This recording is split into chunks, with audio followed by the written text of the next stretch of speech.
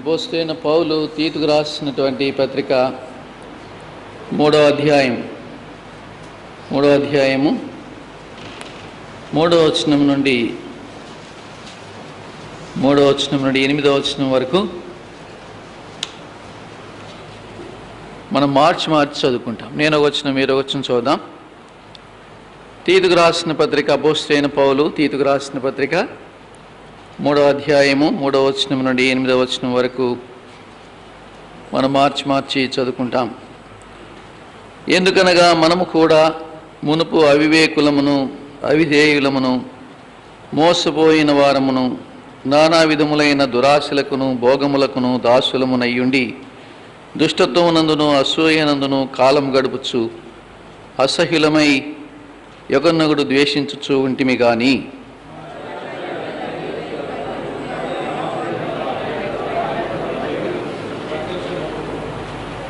మనము నీతిని అనుసరించి చేసిన క్రియల మూలముగా కాక తన కనికరము చొప్పుననే పునర్జన్మ సంబంధమైన స్నానము ద్వారాను పరిశుద్ధాత్మ మనకు నూతన స్వభావము కలుగజేయుట ద్వారాను మనలను రక్షించెను.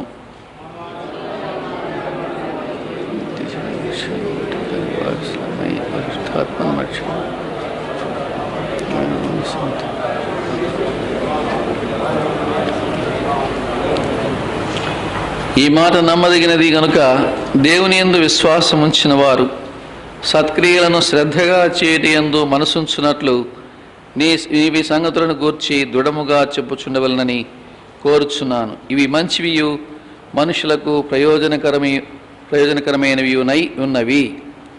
దేవుడు తన వాక్యమును దీవించి తన దాసును అభిషేకించుకొని ఈ రాత్రి కూడా వాడుకున్నట్లుగా మరోసారి ప్రభు చూద్దాం.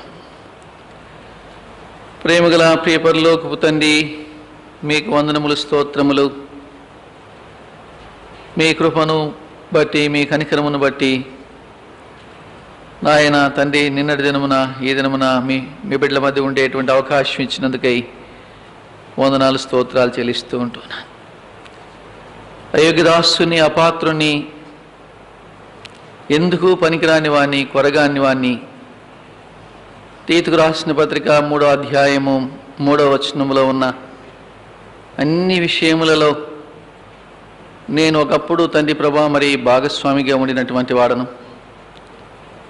అయోగ్యదాసునైన నన్ను మీరు మీ కృప చొప్పున, మీ కనికరం చొప్పున, మీ సంకల్పాన్ని మీరు బయలుపరిచి మీ చిత్తానుసారమైన సమయంలో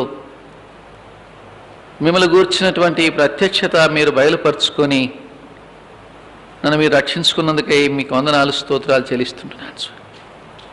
ఇదిగో ప్రభువా, మరి నిన్నటి ఉదయం,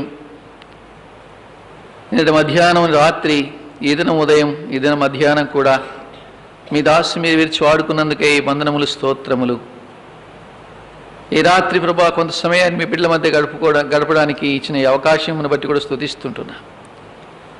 వ్యర్థమైన మాటలు, అనవసరమైన మాటలు, మాకు నష్టము కలిగించేటువంటి మాటలు నా నోట నుండి రాకుండా సహాయం దయచి వాటి నుండి నన్ను దూరపరచు. మాకు ఉభయులకు క్షేమము కలిగించేటువంటి మీ మాటలు కలిగచేయమని, స్పష్టపరచుమని, వాటిని తండ్రి ప్రభా మరి మేము గ్రహించడం ద్వారా ఇరువురు క్షేమం పొందినట్లుగా సహాయం దయచేయమని వేడుకుంటూ మీ సన్నిధికి వస్తుంటున్నా.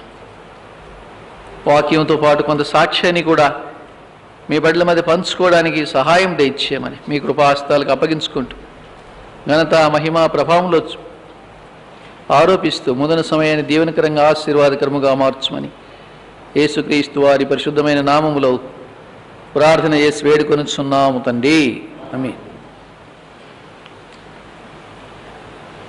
అపోస్తలుడైన పౌలు తీతుకు రాసిన పత్రిక 3వ అధ్యాయము 3వ వచనములో 3వ వచనం నుండి 8 వరకు మనం చదువుకున్నటువంటి యొక్క భాగంలో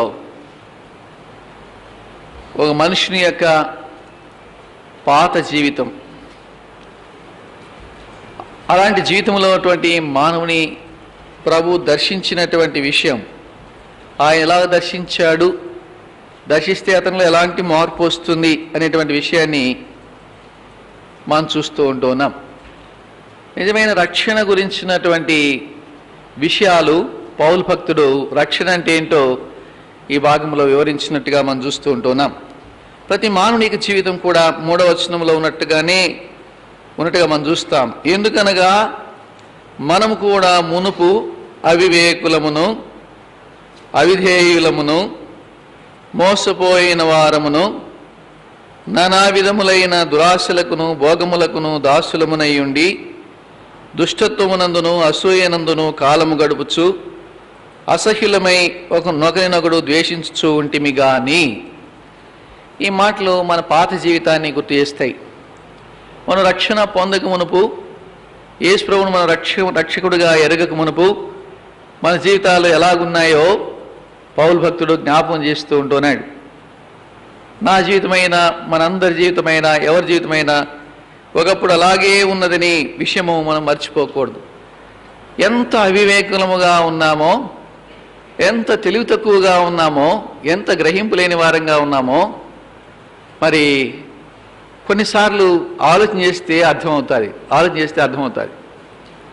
ఒకసారి నేను ఆటోలో వెళ్తూ ఉంటాను, మీకు ఊరికి అర్థం అవడానికి. ఒకప్పుడు నేను కూడా అలాంటి స్థితిలోనే ఉన్నాను కాబట్టి జ్ఞాపకం చేస్తుంటున్నాను. ఎవరిని విమర్శించడానికి కాదు, లేకపోతే ఎవరిను తప్పులు పడడానికి కాదు.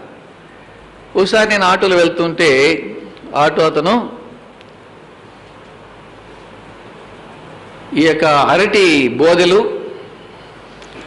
కొంత గరిక గడ్డి, కొన్ని పూలు అవన్నీ వేసుకొని పోతా ఉన్నాడు. దాంట్లో వేసుకొని పోతుంటే నేను అడిగాను, ఎక్కడికి పోతున్నావయ్యా అంటే, సార్ ఇంటికి పోతున్నా సార్ అన్న.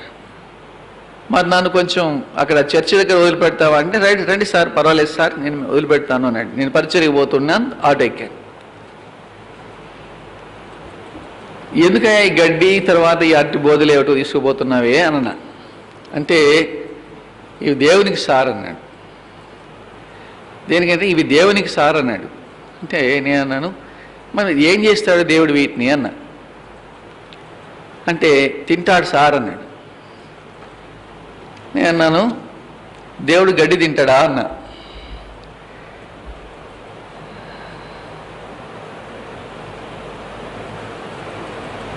ఏంటి సార్ అట్లా మాట్లాడతారు అన్నాడు. అప్పుడు నేను చెప్పాను, నేను కూడా అట్లా పరిస్థితిలోనే ఉన్నాను. ఒకప్పుడు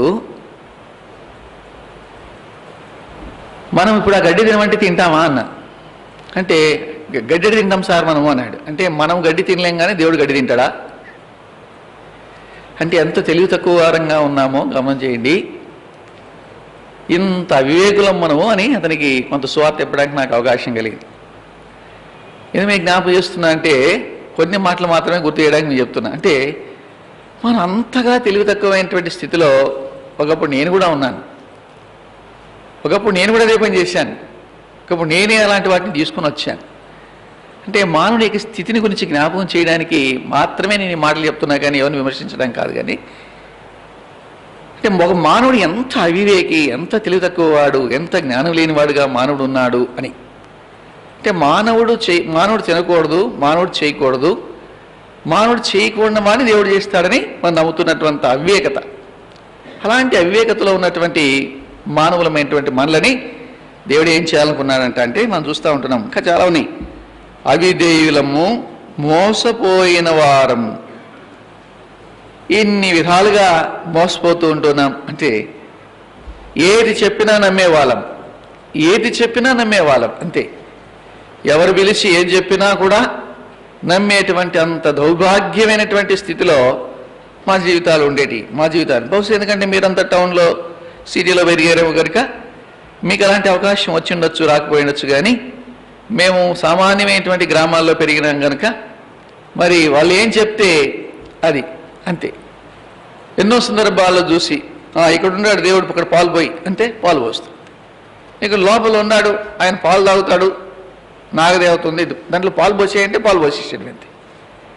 అంటే ఇట్లా ఎంతగానో ఎన్ని రకాలుగా మోసగిస్తే ఎన్ని రకాలుగా మోసపోయినటువంటి పరిస్థితులలో మన మానవుడు ఉండినాడు అని జ్ఞాపకం చేస్తున్నాడు పౌలు భక్తుడు. అలాంటి పరిస్థితిలో ఉన్నటువంటి మనలని మనం అంత మాత్రమే కాదు, మనల్ని ద్వేషిస్తూ ఉన్నప్పుడు మనలని 4వ వచనం అంటాడు, మన రక్షకుడైన దేవుని యొక్క దయయు మానవుల ఆయనకున్న ప్రేమయు ప్రత్యక్షమై మనము నీతిని అనుసరించి చేసిన క్రియల మూలముగా కాక తన కనికరము చొప్పుననే పునర్జన్మ సంబంధమైన స్నానము ద్వారాను పరిశుద్ధాత్మ మనకు నూతన స్వభావం కలుగజేయడం ద్వారాను మనలను రక్షించను. ఈ మాటల్లో మనం ఏమాత్రం కూడా అతిశయించడానికి వీల్లేనట్టుగా పౌలు భక్తుడు చాలా క్లియర్గా చెప్పాడు. ఇక్కడ ఒక మాట అంటూ వచ్చినాడు. ఏమంటున్నాడంటే, రక్షకుడైన దేవుని యొక్క దయ, మానవుల ఎడల ఆయనకున్న ప్రేమ, ఇది మనం రక్షణ పొందడానికి కారణం.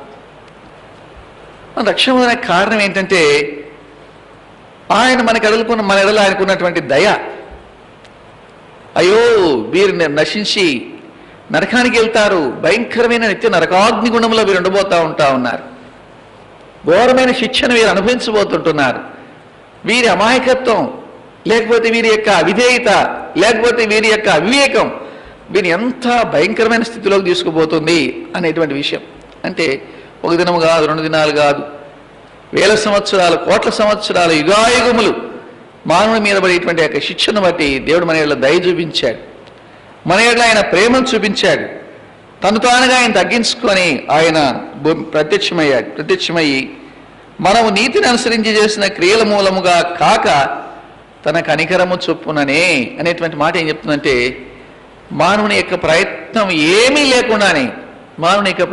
లేకుండానే దేవుడు తను తానుగానే మనకు బయలుపరుచుకున్నాడు అని జ్ఞాపకం చేయబడుతూ ఉంటుంది. గత ఉదయకాల సమయంలో అనుకుంటాను మీకు జ్ఞాపకం చేస్తూ వచ్చాను. ఒక వ్యక్తి రక్షణ పొందినటువంటి యొక్క విధానాన్ని గురించి జ్ఞాపకం చేస్తూ వచ్చిన. దేవుడు ఎంత స్వల్పమైన ఒక చిన్న ఆలోచన ద్వారా ఆ వ్యక్తి రక్షణ పొందేటట్టుగా, మరి ప్రభు కొరకే సాక్షిగా జీవించేటట్టుగా ఆ గ్రామంలో అనేక మంది రక్షణ పొందడానికి కారణమైన దానికి మరి ఉపయోగపడ్డాడు అని మీకు జ్ఞాపకం చేస్తూ వచ్చాను. అతని కలిగిన తలంపు ఏంటంటే, ఒకటే చిన్న తలంపు. మీకు ఉదయం అందరూ వచ్చినారు కనుక గుర్తు చేస్తున్నాను. అతనికి మధ్యలో తలంపు వచ్చింది. ఏం తలంపు వచ్చిందంటే, నాకు మా నాన్న, మా తాతల తాత పేరు మహా గుర్తుంటుంది. అందుకు దాని తర్వాత ఎవరు రాసి పెట్టలే. కానీ ఈయన గురించి ఇన్ని తరాలు రాసి పెట్టారు అంటే ఈయన సామాన్యుడై ఉండడు. వీళ్ళు చెప్పినట్టుగా ఆయన నిజంగానే దేవుడై ఉంటే, వాళ్ళు చెప్పారు ఈయన నమ్ముకో, నీకు మేలు కలుగుతుందని ఈ పుస్తకం నాకు ఇచ్చారు, నేను ఇంతకాలం దిండు కింద పెట్టుకున్నదిని, ఇప్పుడు నిజంగా ఆయన నేను దేవుడని నమ్మాలి అంటే నాకు ఉన్నటువంటి అనారోగ్యం పోవాలా?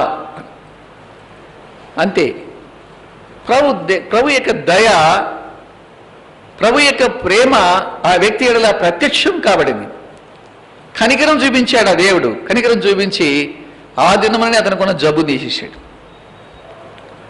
జబ్బు తీసేస్తేనే నిజంగానే మరి ఈయనలో ఏ మహత్యం లేకపోతే ఈయన ఎందుకు జబ్బు చేస్తాడు అని చర్చకొచ్చాడు. దేవుని వాక్యాన్ని విన్నాడు, రక్షణ పొందాడు, ఆ గ్రామంలో సాక్షిగా నిలబడ్డాడు, అనేకులను ప్రభు దగ్గర నడిపించిన వాడిగా అయ్యాడు. అంటే అర్థం ఏంటంటే, ప్రేమైన వాళ్ళరా, దేవుని యొక్క ప్రేమ ఎంతగా మనల్ని వెంటాడుతుందో, దేవుడు మనల్ని ఎంతగా రక్షించడానికి ఆయన ఎన్ని రకాల అనువైనటువంటి మార్గాలు కల్పిస్తూ ఉంటున్నాడో జ్ఞాపకం చేస్తూ వచ్చాడు. 2వ భాగంలో రక్షణ గురించినటువంటి నిజమైన సత్యాన్ని మరి పౌలు భక్తుడు జ్ఞాపకం చేశాడు. ఒక వ్యక్తి రక్షణ పొందాడు, నిజమైన రక్షణ పొందాడు, నిజమైన రక్షణ తను కలిగి ఉన్నాడని చెప్పడానికి ఈ మాటలు జ్ఞాపకం చేస్తూ వచ్చాడు. తన కనికరము చొప్పునని పునర్జన్మ సంబంధమైన స్నానము ద్వారాను పరిశుద్ధాత్మ మనకు నూతన స్వభావమును కలగజేయుట ద్వారాను మనలను రక్షించను. అంటే రక్షణ అంటే ఏం జ్ఞాపకం చెబుతుందంటే, నూతన స్వభావము కలుగుట. ప్రేమను మనకు గుర్తుపెట్టుకోండి, స్వభావం. రక్షణ అంటే చాలామందికి మనకు అర్థం కాదు. ఇది లోతైనటువంటి మర్మముతో కూడినటువంటి సత్యాన్ని పౌలు భక్తుడికి జ్ఞాపకం చేశాడు.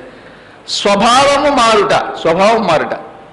స్వభావము అంటే అర్థం ఏంటంటే, ఉదాహరణకి పాము ఉంది, దాని స్వభావం ఏంది? కాటేయడం. దాని స్వభావం కాటేయడం. కుక్క ఉంది, దాని స్వభావం ఏంది? మలినం తినడం. పంది ఉంది, దాని స్వభావం ఏంది? మురికిలోకి వెళ్ళడం. దాని స్వభావము అంటారు. స్వభావం ఏంటంటే ఇంకా అది ఆ పని చేయకుండా ఉండలేదు. మానవుని యొక్క స్వభావంలో మార్పు రావడం అంటే ఏంటంటే, మనం ఏవైతే చేస్తూ ఉండినామో దాంట్లోంచి పూర్తిగా మార్పు రావడం. చాలామంది ఏంటంటే నేను రక్షణ పొందినాను బ్రదర్, నిజమైన రక్షణ పొందిన వ్యక్తి ఎలాగుంటాడో తను పౌలు ఇక్కడ జ్ఞాపకం చేస్తూ ఉన్నాడు. అది కూడా జ్ఞాపకం చేసుకుందాం. మన జీవితాల్లో అనేక మంది దినాల్లో చాలా బాధాకరమైన విషయం, మీరు కూడా దయచేసి ప్రార్థన చేస్తారని మాత్రమే జ్ఞాపకం చేస్తూ ఉంటున్నాను. ఈనాడు నిజమైన రక్షణ సువార్త లేదు. ఎన్ని మీటింగ్స్ జరుగుతున్నాయి, పబ్లిక్ మీటింగ్స్ జరుగుతున్నాయి, ఎన్నో వేలు లక్షలు ఖర్చు పెట్టి ఎంతోమంది బయట ఎంతో ఖర్చు పెట్టి ప్రయత్నం చేస్తూ ఉన్నాను. 2 రకాల గాస్పెల్ విడుదల చేయబడతా ఉంది.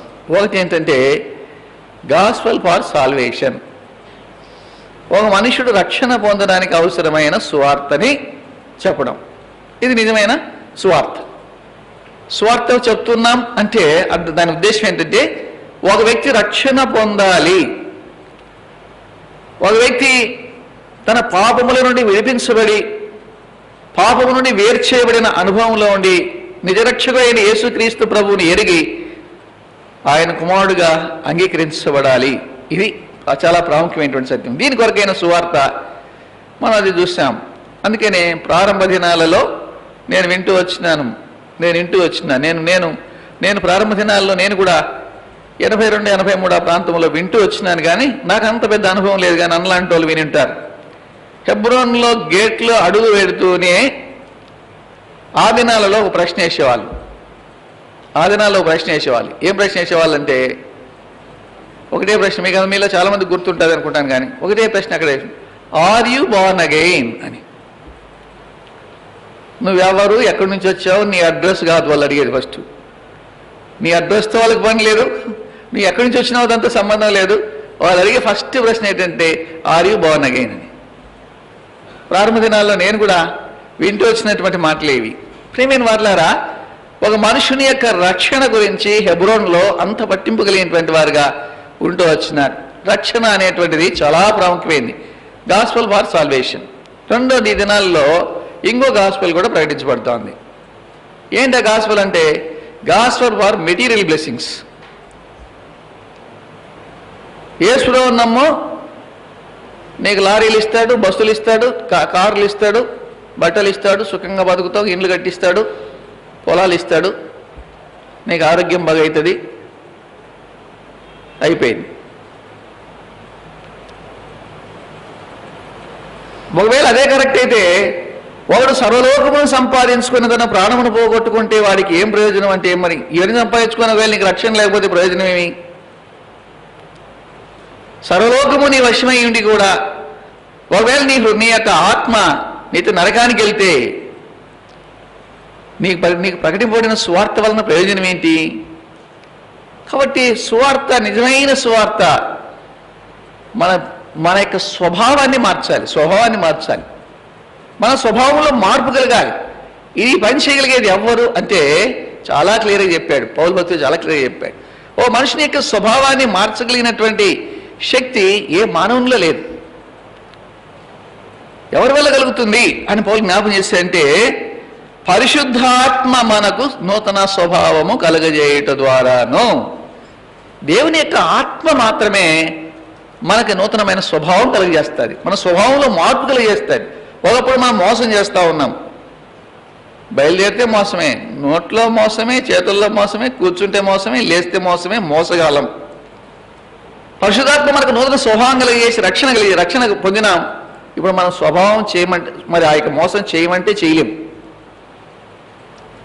అదే చేతులు మనకున్నాయి, అదే కాళ్ళు మనకున్నాయి, అదే నోరు మనకుంది.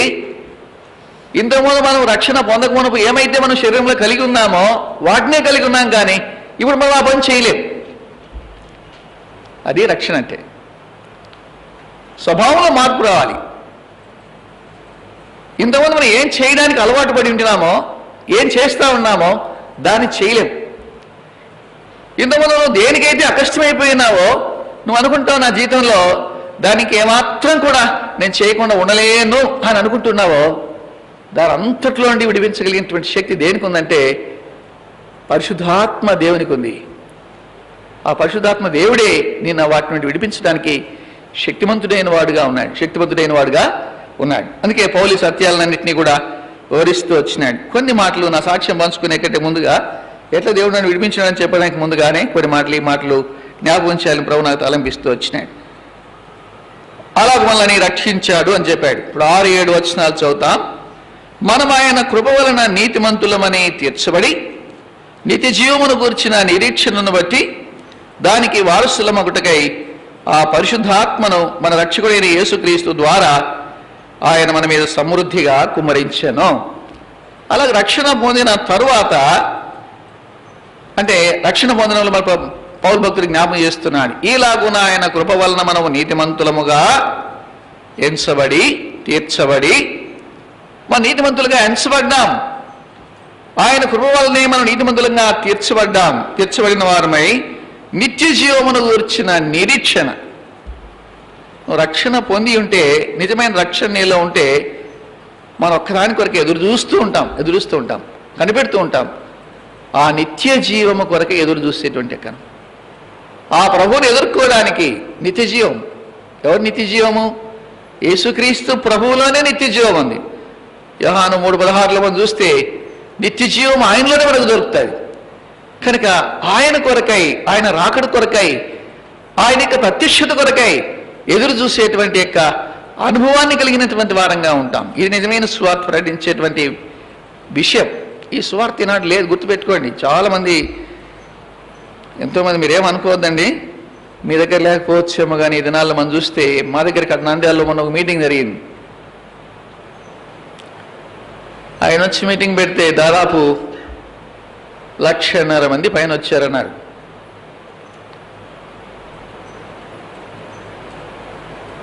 నేను మీటింగ్ అయిపోయిన తర్వాత కొంతమంది మన వాళ్ళు కూడా వెళ్ళారు. మన వాళ్ళు కూడా వెళ్తారులేండి, వెళ్ళకుండా ఉండరు, వెళ్తారు. ఏం చెప్పారో ఆ వాక్యము అన్న. వాక్యం చెప్పిన తర్వాత నేను అన్నాను, 1,50,000 మందిని తిట్టి పంపించాడా అన్న. దేని గురించి చెప్పాడంటే తిండిపోతూ, సోమరిపోతూ, నిద్రపోతూ, ఇట్లా పోతుల గురించి చెప్పాడన్నా అని అన్నాడు. నేనన్నాను, ఇంకొక విషయం చెప్పకపోయాడు అన్న. ఏంటంటే దున్నపోతు చెప్పలేదు.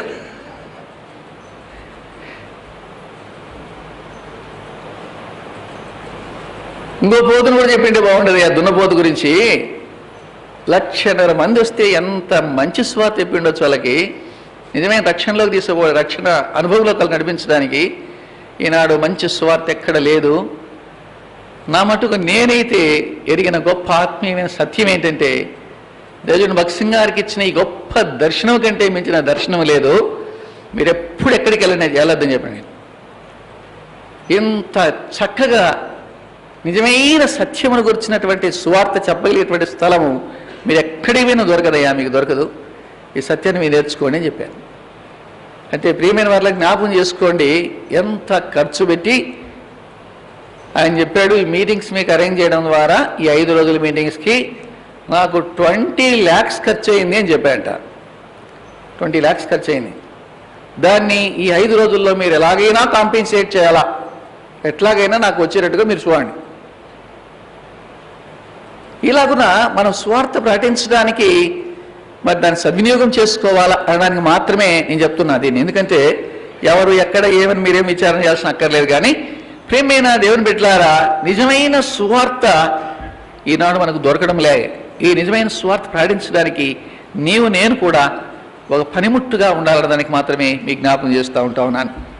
చూడండి, ఆ యొక్క పరిశుద్ధాత్మ, ఆ నిత్య జీవనం గురించినటువంటి నిరీక్షణ, ఆ ప్రభు కొరకే కనిపెట్టుకునేటువంటి ఆ యొక్క జీవితం, ఆ ప్రభు వచ్చినప్పుడు ఆయన కలుసుకోవాలనేటువంటి ఆ యొక్క నిరీక్షణ నీలో నాలో కలిగజేసేటువంటిది ఆ పరిశుద్ధాత్మని యొక్క కార్యమే.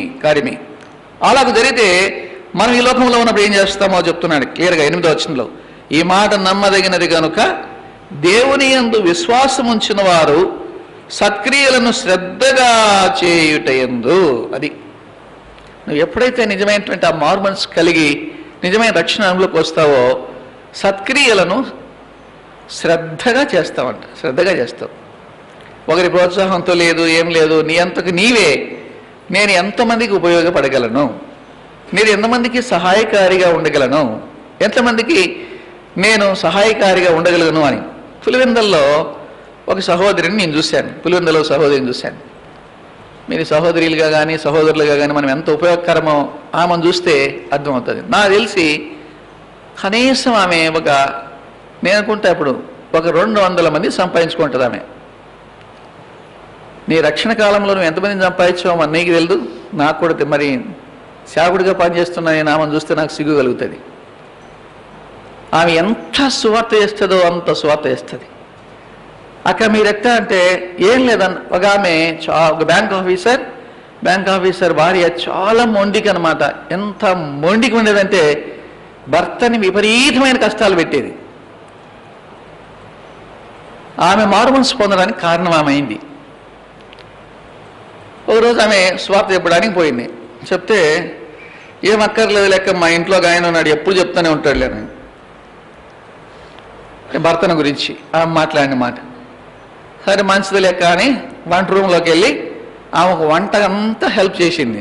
హెల్ప్ చేస్తూ ఉండగానే ఆయన మీరెవరక్క మా ఇంట్లోకి వచ్చి వంట చేస్తున్నాను. అదేముంది లెక్క, నేను అన్నను బట్టి మీ ఇంటికి వచ్చాను కానీ మరి దేనికి వస్తాను, అన్న కూడా ప్రభువుని నమ్ముకున్నాడు, మీ ఇంటికి వచ్చాం ఏదో కొద్దిసేపు మీకు సహాయకరంగా మాట్లాడడానికి కానీ వంట పని చేశాను అని. ఇలాగున ప్రతిదినం వంట పని వాళ్ళ ఇంట్లో ఆ దారిలో మందిరానికి వెళ్ళేటప్పుడల్లా వాళ్ళ ఇంటికి వెళ్ళేది. వెళ్తూ ఆమెకు సహాయం చేస్తుంటే ఓ రోజు అడిగింది, అంటే ఈరోజు మాతో పాటు మందిరానికి రాకూడదు అక్క అంటే నాకు చాలా పనులు ఉన్నాయిలండి. ఏమేమి పనులు ఉన్నాయి అన్నది. అట్లా బట్టలు ఉతికే పని ఉంది, అది ఉంది, ఇదంటే అక్క నేను బట్టలు ఉతికిస్తానని మళ్ళీ బట్టలు ఉతికింది. ఇలాగున ఆమెని దేవుని మందిరానికి నడిపించింది, దేవుని వాక్యాన్ని ఆమెకు వినిపించింది, ఆమె రక్షణ పొందింది. ఇప్పుడు ఆమె పరిచర్యలో ఉంది. అంటే అలాగున ఆమె అనేక మంది రక్షణ పొందడానికి కారణమైంది. వాళ్ళు మాత్రమే కాదు, జగన్ వాళ్ళ అత్త రక్షణ పొందడానికి కూడా ఆమె కారణం.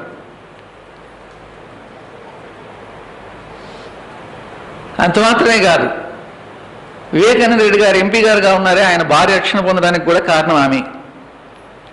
అంత చొరవగా వాళ్ళ ఇళ్ళల్లోకి వెళ్ళి దేవుని వాక్యాన్ని చెప్పి వాళ్ళందరూ కూడా రక్షణ పొందడానికి ఆమె నడిపించింది. అంటే మీకు జ్ఞాపకం చేస్తున్నానంటే ఎవరు చెప్పారు ఆమెకి ఈ విషయాలన్నీ? ఇంత క్రైమ్ చెల్లించడానికి ఎవరు చెప్పారు? ఒక మంచి పని చేయాలి, కొంతమంది రక్షణ పొందడానికి నేను ఉపయోగకరంగా ఉండాలి, పనిముట్టుగా ఉండాలి, ఇంత పరిచయం చేయాలి అంటే ఒక రక్షణ పొందిన వ్యక్తి నేను సత్క్రియ చేయాలి అనేటువంటి ఆ యొక్క భారము తన హృదయంలో ఎప్పుడూ ఉంటుందని పౌలు భక్తుడు జ్ఞాపకం చేస్తూ వచ్చాడు. ప్రియమైన వారులారా, రక్షణ పొందిన వ్యక్తి పొందక మునుపు ఎట్లా ఉన్నాడు, ఎలా పొందాడు, పొందిన తర్వాత ఎలాంటి విధిలో ఉంటాడు అనే విషయాన్ని పౌలు భక్తుడి బాటల్లో చాలా స్పష్టంగా వివరిస్తూ వచ్చినాయి. కనుక ఇది రక్షణ అంటే, ఇది మార్పు అంటే, ఇది నిజమైన రక్షణ అనుభవంలో కంటే చాలామంది మనకి సత్యాలు అర్థం కాక నేను కూడా రక్షణ పొందినాను అనుకుంటూ మనం మోసపరుచుకోకూడదని కొన్ని మాటలు జ్ఞాపకం చేస్తూ వచ్చినాడు. మీకు ఇంకెక్కువ సమయాన్ని దీని మీద చెప్పడానికి కాదు కానీ కొన్ని మాటలు నా సాక్ష్యాన్ని కూడా మీతో పంచుకోవాలని కోరుకుంటూ మరి మీ మధ్యలో కొన్ని మాటలు తెలియజేస్తుంటున్నాను. ప్రియమైన వారులారా, నా పేరు అక్మల్ రెడ్డి, మాది కడప జిల్లా.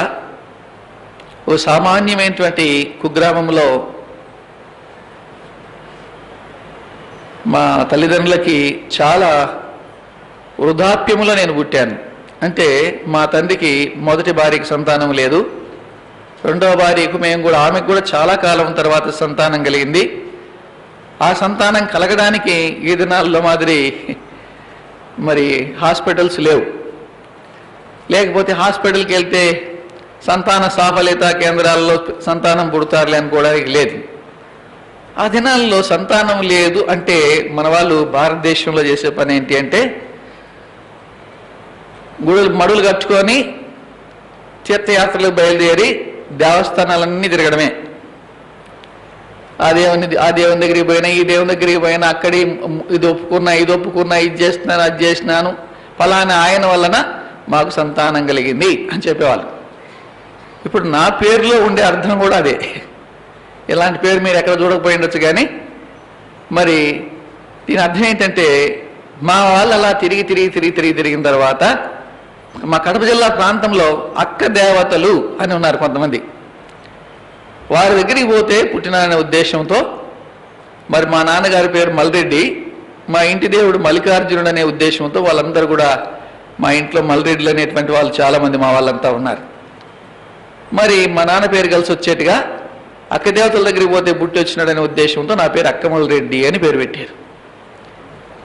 ఇలాగున నేను ఒక హిందూ కుటుంబంలో ఇలాగ పుట్టానని నన్ను అలా చాలా భక్తిగా పెంచారు. ఎంతో హిందూ సంబంధమైనటువంటి సాంప్రదాయంలో భక్తిలో పెరుగుతూ వచ్చినాను. మా నాన్నగారు చాలా భక్తిపరుడు మాత్రమే కాకుండా ఆయన పెద్ద మాంత్రికుడు. చాలా మంత్రాలు ఆయనకు వచ్చేటి, ఎన్నో రకాల మంత్రాలు వచ్చేటి. ఆయన వృద్ధాప్య వయసులో మా గ్రామస్తులందరూ ఒకటే రిక్వెస్ట్ చేసేవాళ్ళు. ఏ రిక్వెస్ట్ చేసేవాళ్ళు అంటే, మల్రెడ్డి నువ్వు చనిపోతే ఈ మంత్రాలన్నీ ఎవరికీ ఉపయోగం లేకుండా పోతాయి, మాకెవరికైనా నేర్పించు అని. మా నాన్నగారు అనేవాళ్ళు, నేను ఎవరికి నేర్పిస్తాను, నా పెద్ద కొడుకే నేర్పిస్తాను అని. అంటే నాకు నేర్పించాలని ఆయన ఉద్దేశం. అయితే నేర్పించు, లేకపోతే మళ్ళీ పోతాయి, మళ్ళీ ఎక్కడన్నా పోతాయి అని అంటే, దీనికి చాలా నిష్ఠ ఉండాలా అంటే, మరి అర్ధరాత్రి అమావాస్య వచ్చిన దినములో రాత్రంతా వెళ్ళి బావిలో ఆయన అట్లాగే తేల్తా మరి ఆ యొక్క బావిలో ఉండేవాడు. అంత నిష్ఠగా ఉండేవాడు అనమాట. అన్ని మంత్రాలు సస్టైన్ చేసుకోవాలంటే మరి నేను అట్లా ఉండాలా అని చెప్పేవాడు అనమాట.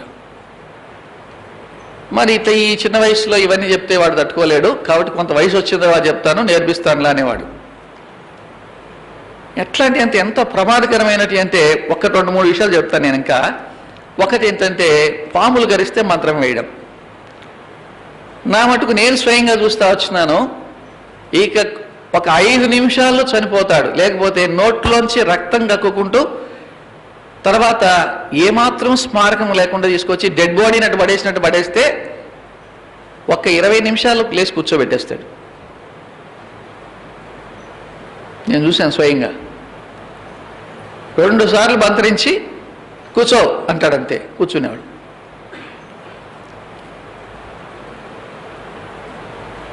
రెండోది, ఈనాడు అన్ని సిజేరియన్ ఆపరేషన్లే, స్కానింగ్లే. నా కళ్ళారా చూశాను నేను.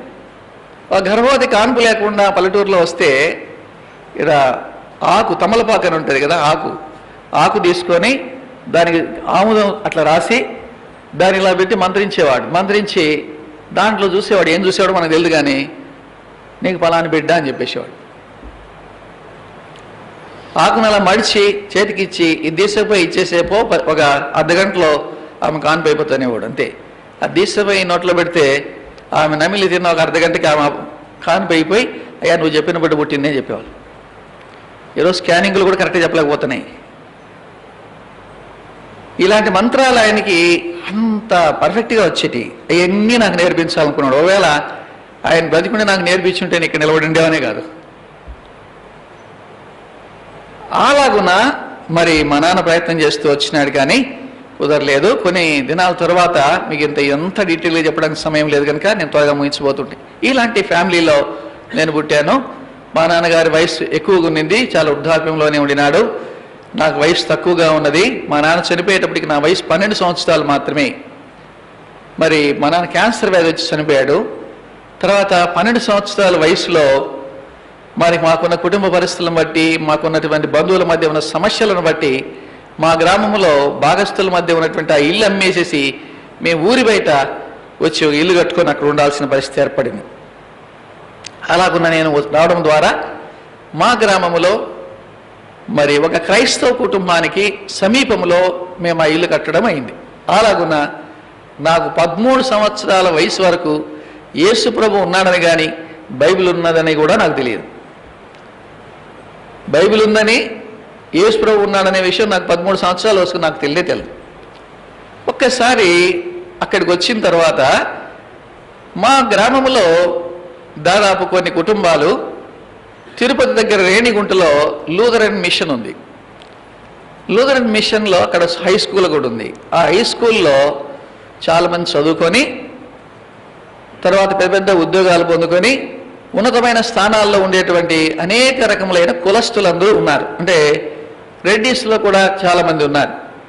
వాళ్ళందరూ కూడా యేసు ప్రభువుని నమ్ముకుంటాం అని చెప్తే ఒక లూథరన్ పాస్టర్ మాకు సమీపంలోనే మా మండల హెడ్ క్వార్టర్లో 5 కిలోమీటర్ల దూరంలో ఉండేవాడు.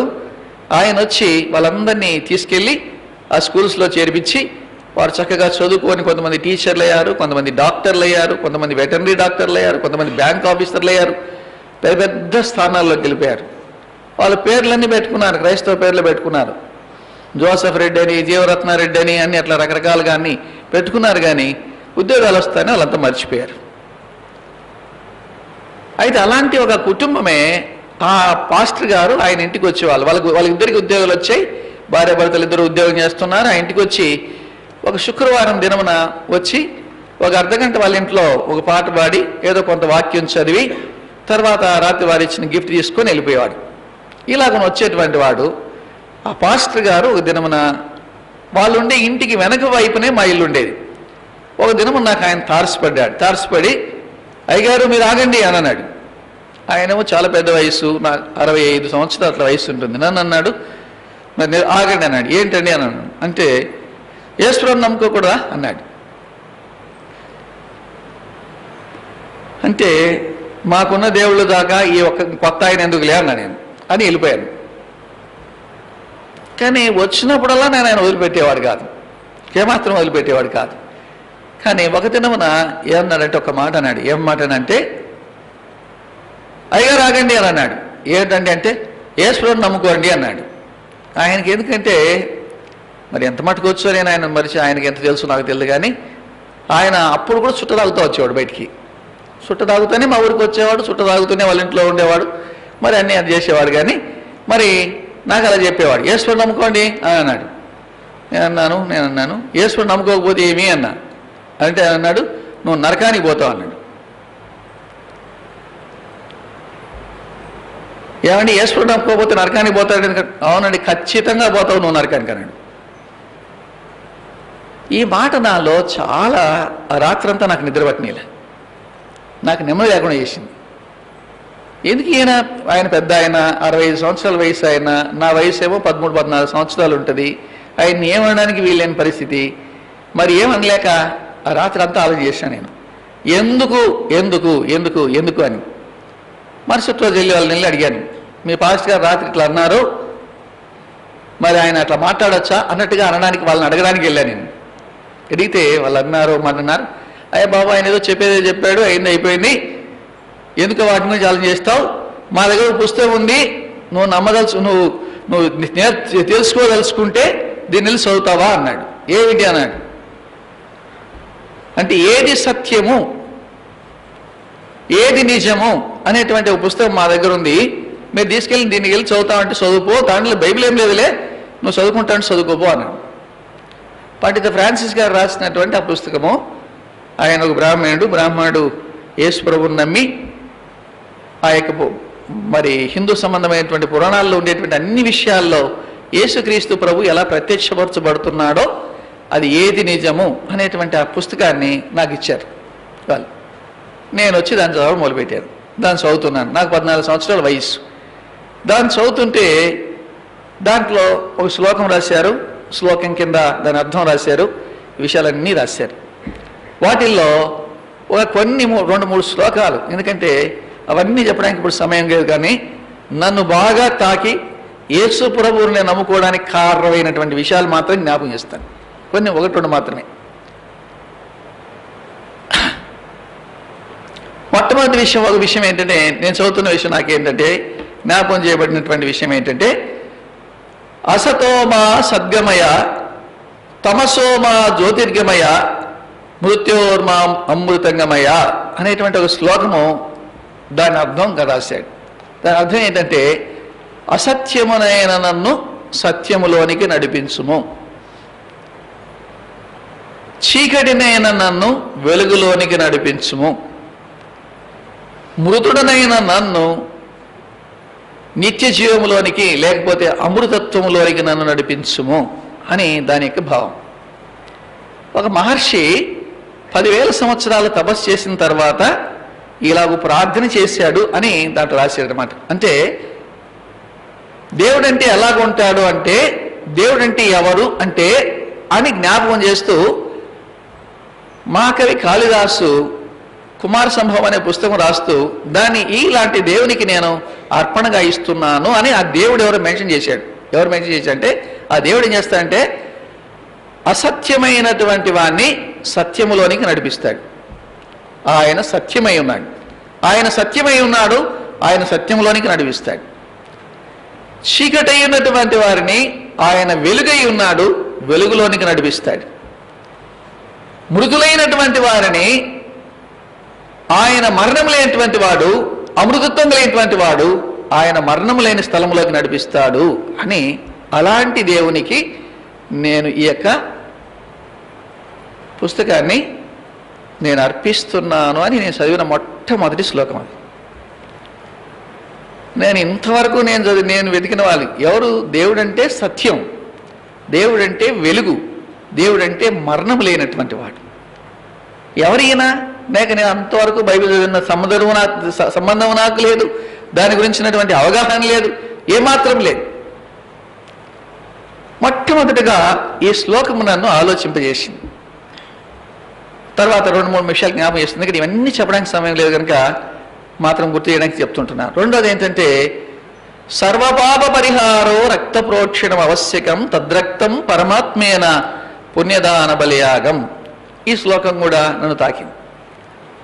సర్వలోకములో ఉండేటువంటి మానవుల యొక్క పాప పరిహారం జరగాలి అంటే రక్తం అవసరం. ఆ రక్తము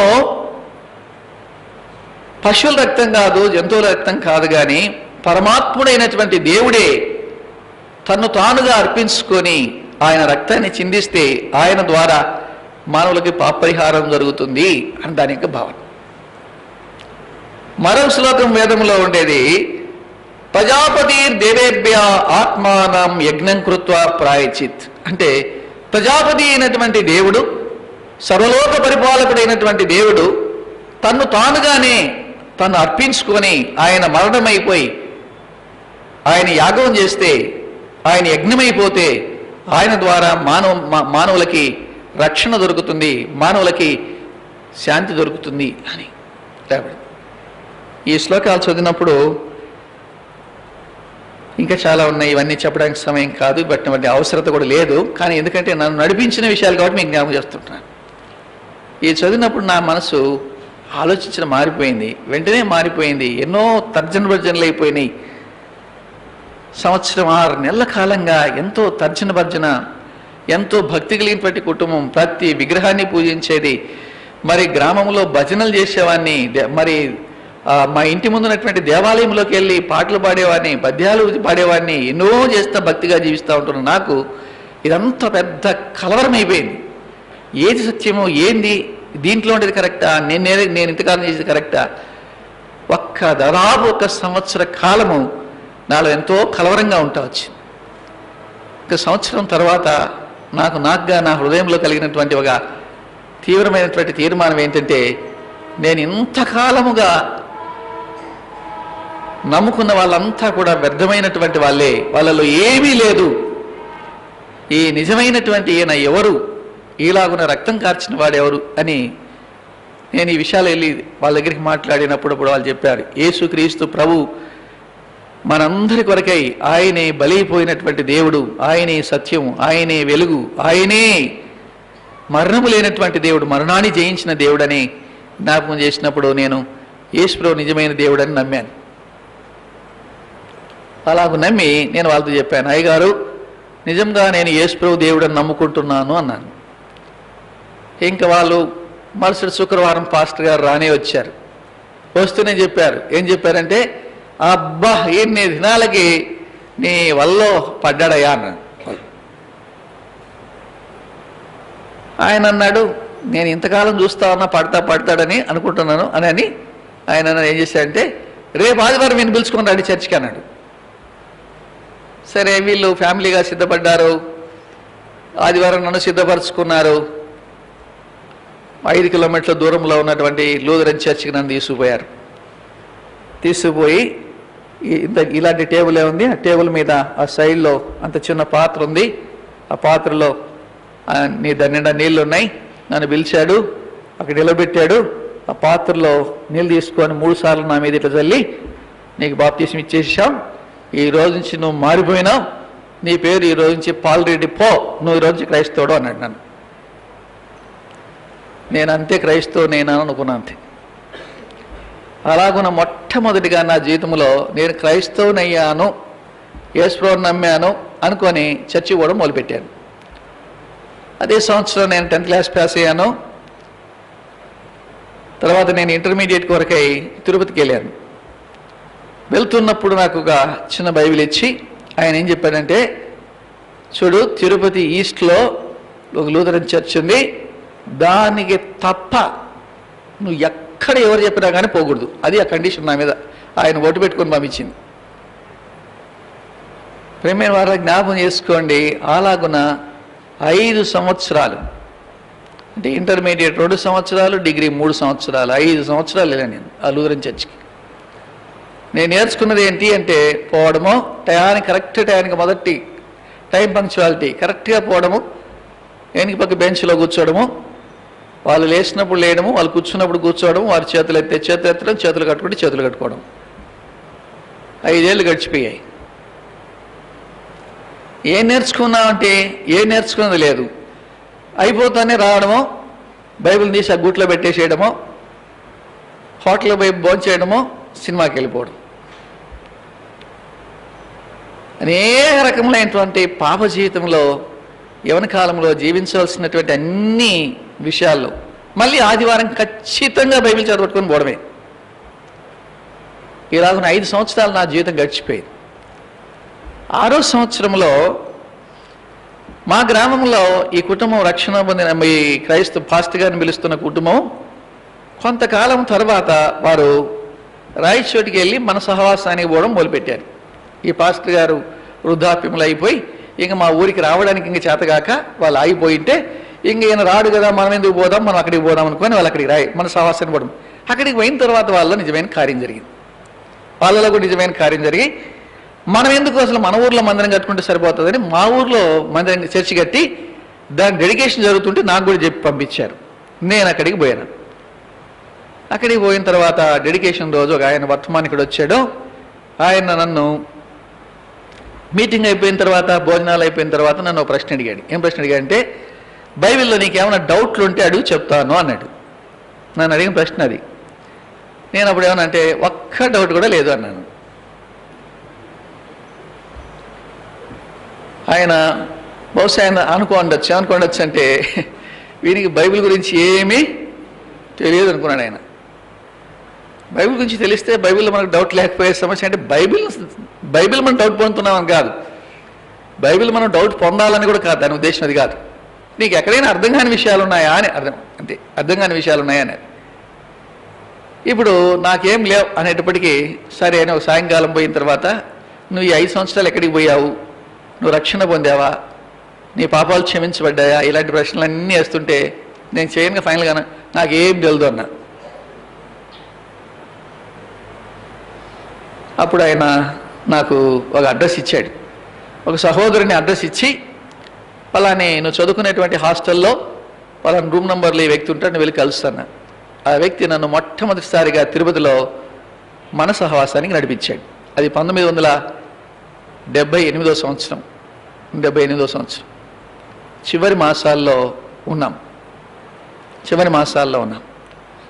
క్షమించండి, 79 జనవరిలో ప్రారంభ దినాల్లో ఉన్నాం.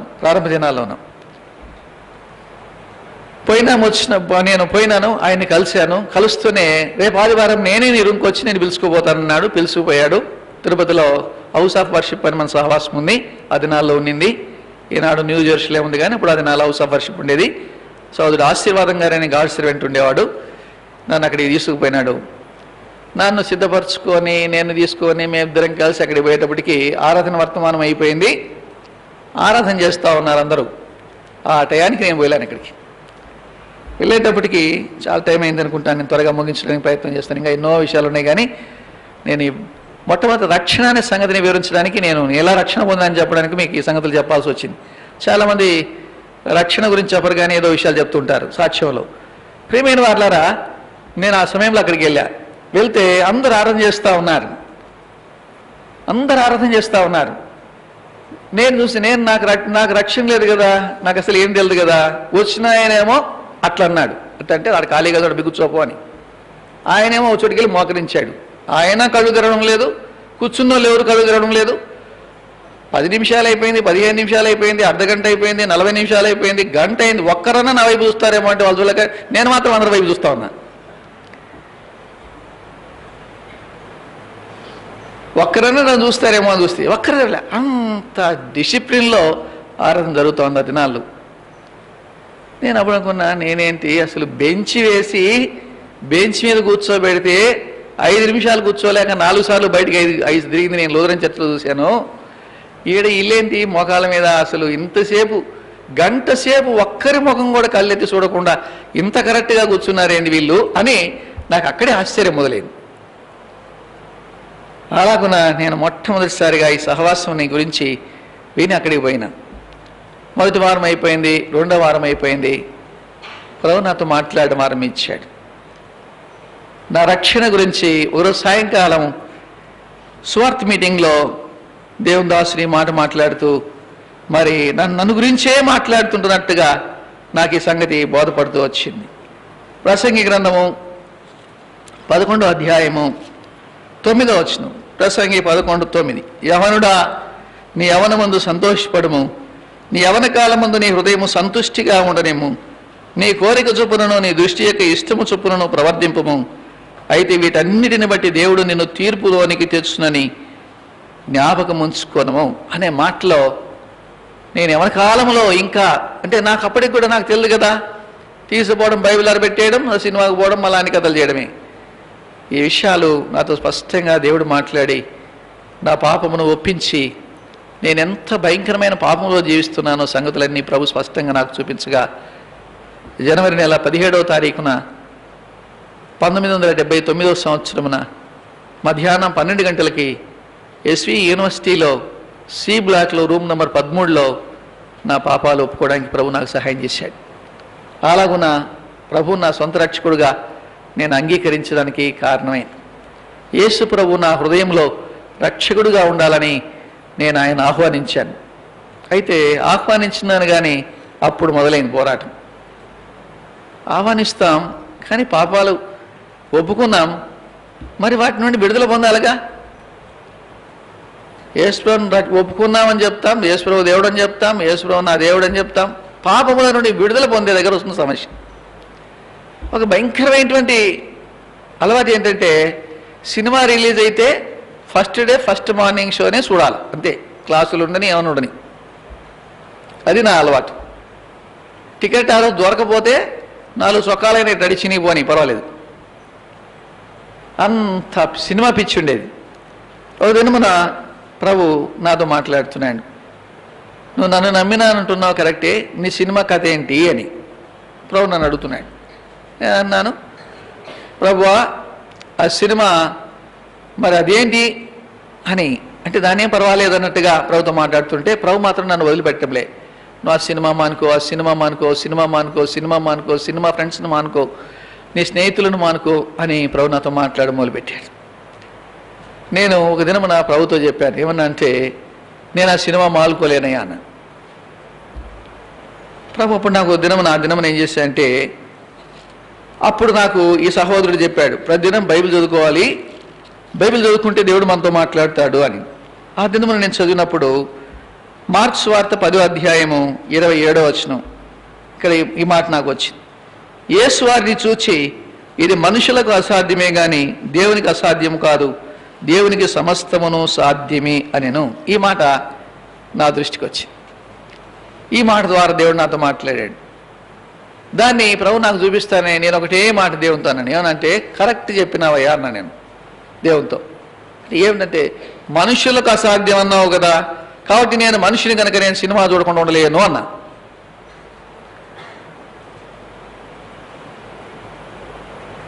అంటనే మరొక తలంపు దేవుడు నా మనసులో వెంటనే పుట్టించాడు. ప్రభు ఒకటే మాట అన్నాడు, ఏమనంటే నీవు నా యందు విశ్వాసం ఉంచినావా అని ప్రశ్న ప్రభు నన్ను అడిగాడు మనసులో.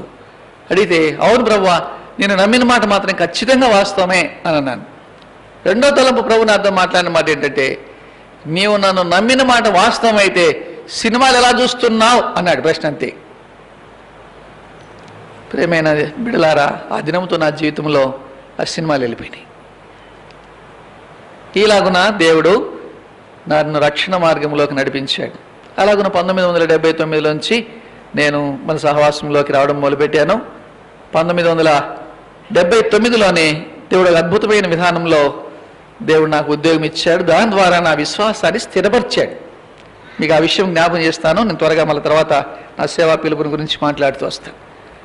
ఇలాగున్న 1979 సంవత్సరంలో దేవుడు ఒక గొప్ప కార్యం చేశాడు.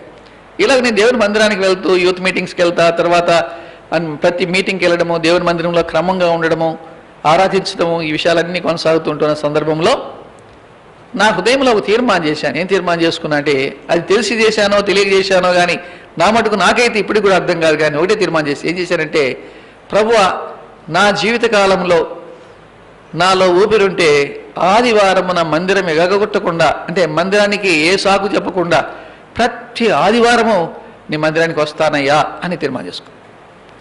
ఇంకా నా చదువు అయిపోలే, ఇంకా ఎంఎస్సీలో ఉన్నా నేను, ఇంకా చదువు అయిపోలే. నేను ఈ తీర్మానం చేసినప్పుడు నా క్రైస్తవ స్నేహితులు, మరి నా కాలేజీ స్నేహితులు అందరూ కూడా నన్ను చాలా తప్పులు పట్టారు. ఏం చెప్పారంటే, ఎంత బుద్ధి లేదు నీకు అని నా క్రైస్తవ స్నేహితులు కూడా అన్నారు. అరే మేమంతా నీకన్నా సీనియర్లం కదా, ఎన్నో రోజుల నుంచి మేము నీకన్నా మందిరానికి పోతున్నాం కదా, నువ్వేదైనా తీర్మానం చేసుకున్నప్పుడు మమ్మల్ని అడగచ్చు కదా అని అన్నారు. ఏంటంటే, ఆదివారం ప్రతి ఆదివారం దేవుని మందిరానికి నువ్వు పోవాలంటే నీకు ఇంకా ఉద్యోగం రాలే, ఏ కాంపిటేటివ్ ఎగ్జామినేషన్ రాయకుండా నీకు ఎట్లా ఉద్యోగం వస్తుంది? పరీక్షలన్నీ ఆదివారమే జరుగుతాయి కనుక నువ్వు ఏది రాయాలంటే కూడా, ఏ బ్యాంక్ పరీక్ష రాయాలన్నా, ఏది రాయాలన్నా, ఎల్ఐసి రాయాలన్నా, ఇంకోటి రాయాలన్నా ఆదివారం రాయాలి. నువ్వు మాత్రం అలాంటి ఎట్ట తీర్మానం చేశావు నువ్వు అని. ప్రభు అయితే నాతో మాట్లాడుతున్నాడు, చేసావేదో చేసావు, నువ్వు దాని మీద నిలబడు అని.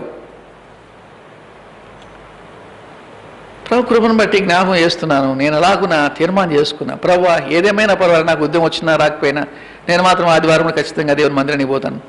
వీళ్ళు మాత్రం డిగ్రీ క్వాలిఫికేషన్ మీద బ్యాంక్ పరీక్షలు అవి ఇవి రాయడానికి పోతున్నారు, రాస్తున్నారు, అంతా చేస్తూ ఉన్నారు. వాళ్ళందరికంటే ముందుగా ఒక దినమున నాకు దేవుడు ఒక అద్భుతమైన విధానంలో ఒక్క పరీక్ష రాయకుండా, ఒక్క ఇంటర్వ్యూకి అటెండ్ కాకుండా, ఏం లేకుండా టెలికమ్యూనికేషన్ డిపార్ట్మెంట్లో జూనియర్ ఇంజనీర్గా నాకు అపాయింట్మెంట్ వచ్చింది. ఒక్క పరీక్ష రాయలేదండి నేను, ఒక్క ఇంటర్వ్యూ కూడా అటెండ్ కాలేదు. నా ఒరిజినల్ సర్టిఫికేట్లు చూసి టెలికమ్యూనికేషన్ డిపార్ట్మెంట్ వాళ్ళు జూనియర్ ఇంజనీర్ పోస్ట్ ఇచ్చారు 1979లో. బీఎస్సీలో నాకు వచ్చిన మార్క్స్ను బేస్ చేసుకొని వాళ్ళు ఆ ఉద్యోగం ఇచ్చేసినారు అంతే. ఇచ్చి 1 సంవత్సరం పాటు త్రివేంద్రంలో కేరళలో ట్రైనింగ్ పంపించారు. అక్కడ ట్రైనింగ్ అయిపోయిన తర్వాత కరీంనగర్ జిల్లాలో మెట్పల్లి అనేటువంటి స్థలంలో నేను యాక్చువల్గా పోస్టింగ్ చేయబడింది. ఇలాగున దేవుడు ఈ గొప్ప కార్యం చేయడం ద్వారా నిజమైన రక్షకుడైన యేసుక్రీస్తునందు నాకు ఎంతో విశ్వాసం కలిగింది. అంటే ఈ దేవుడు ఏమైనా చేయగలడు, ఎంత గొప్ప కార్యమైనా చేయగలడు అనేటువంటి నమ్మిక దేవుడు నా హృదయంలో కలిగేస్తూ వచ్చినాయి. అందుకొరకై త్రివేంద్రంలో ఉన్న 1 సంవత్సర కాలం ఎంతో ప్రయత్నం చేసిన నేను మన సహవాసం కొరకే. ఆ దినాల్లో ఎక్కడ మన సహవాసం దొరకలే. ఆర్సీఎం చర్చెస్ అవి తిరిగి ఇవి తిరిగి ఎక్కడ తిరిగి చివరికి వెక్స్ అయిపోయి నేను మెట్పల్లిలో, అంటే కరీంనగర్ జిల్లా మెట్పల్లిలోని జాయిన్ అయినాను. అక్కడ మందిరానికి వెళ్ళేవాని కాదు, నాకు తెలీదు, కామ్గా ఉన్నా. అయితే అక్కడ డాక్టర్ పీటర్ అని ఒక ఆయన మరి అక్కడ ఉన్నారు. మొట్టమొదటిగా ఆయన రక్షణ పొంది అక్కడ మన సహవాసాన్ని ఆరంభించి ఇప్పుడు ఆయన ఇంట్లోనే పరిచర్య జరుగుతూ అక్కడ ఒక మందిరం కట్టబడి పరిచర్యలో ఉంది. ఆరంభ దినాలవి ఆయన ఇంట్లోనే కూడుకునేటువంటి వాళ్ళు. ఒక దినమున ఆయన ఒక విషయం జరిగిందనమాట. ఏం జరిగిందంటే, అది చాలా ప్రారంభ దినాలు. అంటే 1979లో టెలికమ్యూనికేషన్ డిపార్ట్మెంట్లో ఇది డెవలప్మెంట్ లేదు, మీకు తెలదు. ఈ రోజుల్లో అందరం సెల్ ఫోన్లలో ఎక్కడి నుండి అక్కడి నుంచి మాట్లాడుతున్నాం. ఆ రోజు టెలిఫోన్ మాట్లాడాలంటే ఎంత కష్టమో మరి మాకు తెలుసు. ఎంత కష్టమైన దినాలు అనమాట. డాక్టర్ గారు ఆయన గుంటూరులో మ్యారేజ్ చేసుకున్నారు. మామగారితో మాట్లాడాలా అంటే ఆయన ప్రాక్టీస్ అన్నీ వదిలిపెట్టి ఎక్స్చేంజ్ కోచ్ కూర్చొని 4 గంటలు 5 గంటలు కూర్చుంటే కానీ ఒకరోజు మాట్లాడలేడు. ఆయన అనేవాడు, బాబు మీకు కావాలంటే ఒక 500 ఇస్తాను, 1000 రూపాయలు ఇస్తాను, నాకు ఎట్నోటి గుంటూరు మాట్లాడించు అనేవాడు. అలాంటి దినాలు అవి. ఆయన కనీసం నెలకొక్క రోజున మాట్లాడించండి అని మా టెలిఫోన్ ఆపరేటర్లో చెప్పుకునేవాడు. నెలకొక్కసారైనా మాట్లాడించండి మా అమ్మగారితో వాళ్ళతో అని. నెలకు కూడా మాట్లాడించేవాళ్ళు కాదు వీళ్ళు. అలాంటి పరిస్థితులు ఉండేటువంటి దినాలు. నేను అక్కడికి పోస్టింగ్గా ఇక్కడికి వెళ్ళిన తర్వాత ఓ రోజు కొత్త జేఈ గారు వచ్చారు అని ఎవరు చెప్పారు. చెప్తే సరే నాకు ఫోన్ చేశారండి, నాకు మా భార్య వాళ్ళ ఊరు గుంటూరండి, మీరు మీ జేఈ గారు మీరు మీ వాళ్ళు ఒక్కరోజు కూడా నాకు గుంటూరు కాలేరంటే నేను ఇప్పిస్తానులేండి ఈరోజు అని చెప్పి ఆయనకు ఆ రోజే ఫస్ట్ టైం గుంటూరు కాలు ఇప్పించాను. ఇప్పించిన తర్వాత మాకు చాలా కష్టమండి సార్ అంటే మీకేం అవసరం లేదండి, మీరు అవసరం ఉన్నప్పుడు ఫోన్ చేయండి అంటే వారానికి ఒకసారి వాళ్ళు మాట్లాడేవాళ్ళు. ఆయనకు అర్థమైంది ఏంటిది, వీళ్ళేమో సంవత్సరానికి ఒకసారి 6 నెలలకు ఒకసారి కూడా కాలు ఇమ్మంటే ఇచ్చేవాళ్ళు కాదు, ఈయన వచ్చినాక వారానికి ఒకసారి ఇప్పిస్తున్నాడు, ఇదేదో కొత్తగా ఉందనుకొని ఆయన ఎవరయ్యా మీ జేఈ గారు ఎవరో కొత్తగా వచ్చినారంట అని. అప్పుడు వాళ్ళు మా స్టాఫ్ చెప్పారు, సార్ ఆయన మరి ఆయన చూస్తే మీవాడు ఉన్నట్టే ఉన్నాడు సార్ అన్నారు. అప్పుడు ఆయన మరి ఆ దినమున సంగారెడ్డిలో ఉండేటువంటి ఆండ్రూస్ గారు హెబ్రోన్లో ఉంటూ ట్రైనింగ్ సర్వెంట్గా ఉండేవాడు. రోజు పరిచయకు వచ్చాడు ఆండ్రూస్ గారు. పరిచయకు వస్తే ఆండ్రూస్ గారు చెప్పి పంపించాడు డాక్టర్ పీటర్ గారు, టెలిఫోన్ ఎక్స్చేంజ్లో ఒక జేఈ గారు ఉన్నారంట, ఆయన వెళ్ళి కలుసు అని. ఉదయాన్నే నేను మ్యారేజ్ కాలేదు నాకు అప్పటికి, ఇంకా నేను మార్నింగే టిఫిన్ స్నానం చేసేయడము, వచ్చి టిఫిన్ చేసి వచ్చి ఆఫీస్లో ఆ గేట్ కాడ నిలబడుకుంటే బ్యాగ్ తగలేసుకొని వచ్చాడు. నాకు వచ్చి ఏమండి ఇక్కడ అక్మలరెడ్డి గారు ఉన్నారా అని అడిగారు. అయితే ఏమండి ఆయనతో పని అన్నా నేను, లేదంటే ఆయనతో మాట్లాడాలి అన్నా. ఏం మాట్లాడతారో ఆయనతో అన్నా అంటే నాకు బ్యాగ్ ఆయన తగిలేసుకున్నాడు అంతా చూస్తున్నా కానీ అంటే లేదండి కొంత పర్సనల్గా ఆయనతో మాట్లాడాలా అని. సర్లే అని నా ఆఫీస్ పైన ఉంటే పైకి తీసుకుపోయి కూర్చోబెట్టుకున్న తర్వాత నేను ఇట్లా ట్రైనింగ్ కావాల్సిన అండి హెబ్రోన్లో ఉంటాను, మరి మీరు యేసు ప్రభువుని నమ్ముకున్నారంట కదా అని అన్నాడు. అవును నమ్ముకున్నానండి అన్నాను. అంటే మీరు మందిరానికి రావడం లేదేంటి అన్నాడు. అంటే నేను పోయే మందిరం ఇక్కడ లేదులే అన్నా ఆయనతో. అంటే నువ్వు పోయే మందిరం ఏంది అన్నాడు. నేను అప్పుడు మన హెబ్రోన్ సహవాసం గురించి చెప్పాను. అది ఉందండి ఈ ఊర్లో అన్నాడు.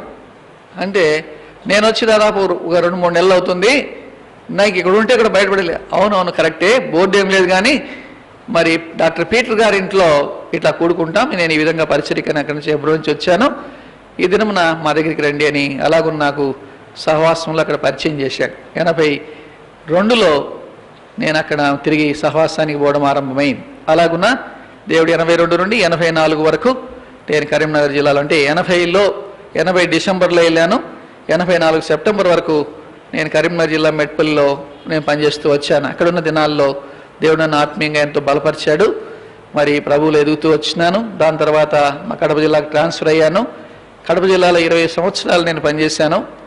మరి కడప బేర్షివాలో మరి అనేక మంది దైవజనుల మధ్య, ప్రత్యేకంగా బర్మా జోసెఫ్ గారు అని మీకు అందరికీ తెలుసు, ఆయన ఎన్నో ఆత్మీయమైన విషయాలు ఆయన దగ్గర నేను నేర్చుకున్నాను. అలాగూ ఆత్మీయంగా ఎదుగుతూ వచ్చినాను. ఎన్నో సంగతులు తెలుసుకోవడానికి అవకాశం కలిగింది. 83లో మా వివాహం అయింది. మరి మాకిద్దరు సంతానం కలిగారు. కడపకి వెళ్ళాం. కడపలో పనిచేస్తుంటుండగా తిరిగి అది 98వ సంవత్సరం. నేను ఇప్పుడు అంతా చెప్పడానికి సమయం కావాలి కానీ ఇవన్నీ కూడా ఎన్నో విషయాలు నా జీవితంలో జరిగినాయి. నా విశ్వాసంలో దేవుడు స్థిరపరుస్తూ వచ్చినాడు. 98లో నేను అప్పుడు బేర్షెబా నుంచి నా పరిచర్యకు కూడా పంపించేవాళ్ళు. నేను ఆ స్థలానికి వెళ్ళినప్పుడు ఒక గాడ్ స్టూడెంట్ నన్ను ఇలాగ అన్నాడు. ఏమన్నాడంటే, అన్న మీరు ఎందుకు సేవకు రాకూడదు అన్నాడు. నీ సేవ గురించి నా కొన్ని మాటలు చెప్పి నేను ముగించేస్తాను. మీరు ఎందుకు సేవకు రాకూడదు అన్నాడు. అంటే ఏం బ్రదర్ మీరు పడే కష్టాలు చాలా, నన్ను కూడా కష్టాలు పిలుస్తున్నారా అన్నాడు. లేదన్నా, నేను మిమ్మల్ని చూస్తే నాకేమనిపిస్తుందంటే మాకు కూడా లేదు ఈ భారము, మీకెందుకు ఇంత భారం ఉంది, మీరు సేవకు వస్తే బాగుంటుందన్నా అని అన్నాడు. ఏం బ్రదర్ అంటే, నేను మామూలుగా ఏంటంటే ఇట్లా పరిచర్యకి వెళ్ళి పరిచర్య పంపిస్తే బేర్షెబా నుంచి ఉదయం వెళ్తాము, ఉదయం ఆరాధన చూసుకుంటాం, మధ్యాహ్నం కొంత రెస్ట్ తీసుకుంటాం, తర్వాత సాయంకాలం మళ్ళీ సువార్త మీటింగ్ ఉంటుంది, సువార్త చెప్పి రాత్రి భోజనం చేసిన తర్వాత రాత్రి 9కో 10కో బస్సు ఎక్కి మేము ఇంటికి చేరుకునేప్పటికి 11:30 12 అవుతుంది. ఇలాగున ఆదివారం మినిస్ట్రీకి మేము వెళ్ళేటువంటి వాళ్ళం.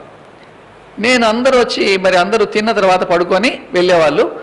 మరి అందరూ వెళ్ళేవారు నాకు తెలుసు కానీ నా వాళ్ళ విషయం నాకు అర్థం కాదు. కానీ నేను నా తలంపై నా భారం ఎట్లా ఉండదంటే ఆ సేవకునితో అడిగేవాడిని. ఏమడిగేవానంటే, అన్నా ఈ మధ్యకాలంలో కూడా మనం ఎందుకు వృధాగా ఉండాలా, మీ మందిరానికి వస్తూ ఎవరైనా మానుకున్న వాళ్ళు ఉంటే వాళ్ళకి ఇంటికి వెళ్ళి దర్శించి వాళ్ళతో మాట్లాడి తిరిగి మందిరానికి సాయంకాలం సువార్త మీటింగ్ తీసుకొస్తామని మానుకున్న వాళ్ళని మళ్ళీ వెళ్ళి దర్శించి వాళ్ళతో మాట్లాడి ఆ కుటుంబాలని దేవుని మందిరానికి నడిపించే భారం నాకు ఉండేది ఆ దినాల్లో. దేవుని మందిరానికి వస్తానండి ఏ కారణంగానో మరి ఏ కారణం తెలియదు కానీ మానుకున్న వాళ్ళని అలా నడిపించాలని ప్రభు నాకు భారం ఇచ్చేవాడు. నేను అలా వెళ్ళేవాడిని. ఆ విషయాన్ని చూసి ఆయన అనేవాడు, అన్న మేము ఎన్నో పోతే పోయినాడులే అని అనుకుంటా ఉండ, మాకు మనసు ఉంది, కానీ మీకు ఎందుకు ఇంత భారం ఉంది? వచ్చినప్పుడల్లా వాళ్ళని గుర్తుపెట్టుకొని వాళ్ళ ఇంటికి పోదామని చెప్పి వాళ్ళ దగ్గరికి వెళ్ళి మాట్లాడి వాళ్ళు పిలుచుకొస్తారు మీరు అని, కాబట్టి మీరు సేవకు వస్తే బాగుంటుందన్న అన్నాడు. ఆయన మాట అన్నాడు, వదిలేశాడు. కానీ నా హృదయంలో అయితే ప్రభు నన్ను వేధించడం మొదలుపెట్టాడు. నువ్వెందుకు సేవకు రాకూడదు, నువ్వెందుకు సేవకు రాకూడదు, నువ్వెందుకు సేవకు రాకూడదు. అలాగున్న మొట్టమొదటిగా 98లో అలాగున్న నా హృదయంలో ప్రేరేపణ కలిగి భారంగా ఉంటే ప్రభువుని నేను అడిగాను, ప్రభువా ఒకవేళ నీవు నన్ను సేవకు పిలుస్తుంటే ఈ సంవత్సరం నన్ను సేవను గురించినటువంటి వాగ్దానం ద్వారా మరి వాచ్ నైట్ సర్వీస్లో నాకు వాగ్దానం ఇచ్చి నాతో మాట్లాడు అని ప్రార్థన చేశాను. అలాగ ఆరంభమైంది నా సేవను గురించినటువంటి తలంపు. ప్రియమైన వాళ్ళకి చాలా సంబంధాలు ఉన్నాయి కానీ చెప్పడానికి సమయం కాదు కనుక నేను త్వరగా మీకు ముగించేసి నేను క్లోజ్ చేస్తాను, ఎందుకంటే ఇప్పటికే చాలా సమయం అయిపోయింది. దాంట్లో జకరియా గ్రంథము 3వ అధ్యాయము 7వ వచనం గుండా దేవుడు ఆ సంవత్సరం నాకు వాగ్దానం ఇచ్చి దేవుడు నాతో మాట్లాడుతూ వచ్చినాడు. ఈ సంగతులను గుర్తు చేసుకుంటాం. చూడండి మాట చదువుతాను. జకరియా గ్రంథం 3వ అధ్యాయము 7వ వచనంలో ఈ భాగం, నీవు నా మందిరము మీద అధికారివై నా ఆవరణములను కాపాడు వాడవగదువు, మరియు ఇక్కడ నిలువబడు వారికి కలిగినట్లు నా సన్నిధిని నిలుచు భాగ్యము నీకిత్తును అనేటువంటి ఆ వాగ్దానం దేవుడు నాకు ఇచ్చి మొట్టమొదటిగా నా హృదయంలో నేను ఆ సంవత్సరం ప్రార్థన చేయగా ఈ వాగ్దానం నాకు వచ్చి మరింత భారం నాలో కలిగింది. ఇప్పుడు నేను అనుకున్నాను, మరి ఇదేదో పెద్ద కష్టతరమైన పరిస్థితిగా ఉంది, ఇంకా నేను సేవకు పోయించేటట్టుగా ఉంది, ఇంకెప్పుడే కానీ ప్రార్థన చేయకూడదు దీని గురించి అనుకున్నాను నేను.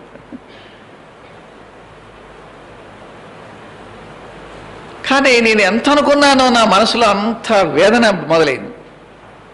నేను 99లో మళ్ళా ఇలాంటి ప్రశ్న, ప్రభువా నిజంగా ఎందుకు నన్ను నిద్రపోనీయకుండా ఇంత ప్రెషర్ చేస్తూ ఉన్నావు, ఈ సంవత్సరం మళ్ళీ మరి సేవ గురించే మీరు నాతో మాట్లాడితే ఇప్పుడు తీర్మానం చేస్తాలే అన్నా. సరే అలాగైంది. ఆ సంవత్సరం మళ్ళీ దేవుడు నాకు 99 అయిపోయింది, 2000 వచ్చింది. ఆ వాచ్ నైట్ సర్వీస్లో మరి ఆ దినమున మళ్ళీ తిరిగి వాగ్దానం తీసుకున్నాను. నేను వాగ్దానం తీసుకుంటే ఆదికాండం 28వ అధ్యాయము 15వ వచనం వచ్చి ఆదికాండం 28:15 దాంట్లో ఏముందంటే వాగ్దానం ఏముందంటే, నేను నీతో చెప్పినది నెరవేర్చు వరకు నిన్ను విడువను అని వచ్చి. ఈ మాట వస్తే ఇంకనుకున్నాను, ఇంకేమాత్రం కూడా ఇంకెప్పుడు ముట్టకూడదు అనుకున్నాను. నేను నీతో చెప్పినది నెరవేర్చు వరకు నిన్ను విడువను. ప్రియమైన వాళ్ళ ఇలాగున సంవత్సరం తరబడి సంవత్సరం వాగ్దానం రావడం అయిపోయింది. 2000 సంవత్సరం వచ్చింది. అలాగున్న ప్రతి సంవత్సరం దేవుడు నాతో మాట్లాడడం ఆరంభించాడు. నేను చెబుతూ ఉన్నా, ఇంట్లో సిస్టర్ కూడా చెప్తున్నా, అమ్మా దేవుడు నన్ను ఏమాత్రం కూడా మరి మౌనంగా ఉండడం లేదు, నా హృదయంలో ఎంతో భారం ఉంటా ఉంది, నాకు నెమ్మది లేదు, మరి దేవుడు మన సేవకు పిలుస్తున్నాడు అని అన్నా. అది 2003వ సంవత్సరం. సిస్టర్ అన్నారు, బాలే సేవ చేసినారు పోయా, మీలాంటి వాళ్ళంతా సేవ చేసి దేశాన్ని ఉద్ధరిస్తారు అన్నది. అంటే ఏంటబ్బా అనంటే ఆయన అన్నది, ఇంట్లో 2 పిల్లలు ఉన్నారు, వాళ్ళకే రక్షణ లేదు, నువ్వు బయటికి పోయి ఎవరిని రక్షిస్తావట, ఎవరికో వాక్యం చెప్తావట, ఇంట్లో వాళ్ళ ముందు రక్షణ పోదాం లేదు, తర్వాత చూద్దాం అన్నది. అంటే మన ఇంట్లో రక్షణ లేకుండా మనమేంది సేవ చేసేది అన్నది. అలాగున మరి నా హృదయంలో భారం మరి ఎక్కువ ఎదికమై ఆ సంవత్సరం ప్రార్థన చేశాను, ప్రభువా నా 2 పిల్లలు ఈ సంవత్సరం రక్షణ పొందుతారా అని ప్రార్థన చేసిన. ప్రభు ఆ సంవత్సరం నాతో మాట్లాడాడు. ఏం మాట్లాడంటే, నీ పిల్లలు 2 ఈ సంవత్సరం రక్షణ పొందుతారు అని చెప్పాడు.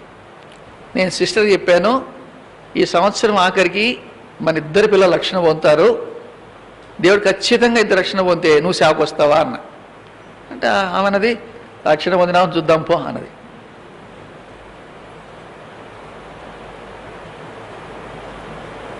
ప్రేమైన వారులారా, అన్న కూడా వచ్చాడు అనుకుంటాను. అది పూర్వమామిలలో యూత్ క్యాంప్ జరుగుతూ ఉంది. ఆ యూత్ క్యాంప్కి మా పెద్ద అబ్బాయి వెళ్ళాడు, ఇంటర్మీడియట్ చదువుకుంటున్నాడు ఆ దినాల్లో. మరి ఆ యూత్ క్యాంపులో అది అక్టోబర్ మాసం అనుకుంటాను. అక్టోబర్ మాసంలో యూత్ క్యాంపులో దేవుడు నాతో మాట్లాడాడు, నేను రక్షణ తీర్మానం చేశాను అని చెప్పి వచ్చాడు.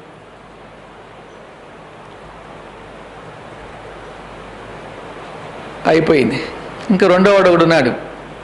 వీడు రక్షణ పొందినప్పటి నుంచి వాని మీద ప్రెషర్, నువ్వు రక్షణ పొందు, నువ్వు ప్రతిదిన చిన్నప్పటి నుంచి మా పిల్లల్ని సండే స్కూల్కి తీసుకుపోయినాం, ప్రతి మీటింగ్కి తీసుకెళ్ళాం, ఇంట్లో కూర్చోబెట్టి బైబిల్ చదివించేవాళ్ళం, ప్రార్థన చేయించేవాళ్ళం, ఎంతగానో మరి ఎంతో స్ట్రిక్ట్గా కుటుంబంలో మేము గడిపేవాళ్ళం కనుక నువ్వెందుకు రక్షణ తీర్మానం చేయవు, నువ్వెందుకు రక్షణ తీర్మానం చేయవు, నువ్వెందుకు రక్షణ తీర్మానం చేయడం, కట్టే ప్రెషర్ వాని మీద. ఎంత ప్రెషర్ చెప్పినా వాడు ఊరికి తలంచుకొని ఇట్లా ఉండేవాడు అంతే అని చెప్పి ఒక్క మాట కూడా తీర్మానం చేసేవాడు కాదు. ఆ సంవత్సరం వాచ్ నైట్ సర్వీస్ వచ్చింది, 30వ తారీఖు వచ్చింది. సూళ్ళూరుపేట పరిచర్యకరికై వాచ్ నైట్ సర్వీస్కి నన్ను పంపించారు. రాత్రి జరిగిన ఒక్క విషయం జ్ఞాపకం చేస్తున్నాను. నేను పరిచర్యకి వెళ్ళాను. సిస్టరు వాచ్ నైట్ సర్వీస్కి బెర్షబాకి పిల్లలు తీసుకొని వెళ్ళడానికి బయలుదేరింది. 7 గంటలకల్లా భోంచేశారు. మరి బ్యాగ్ అంతా సర్దుకున్నారు.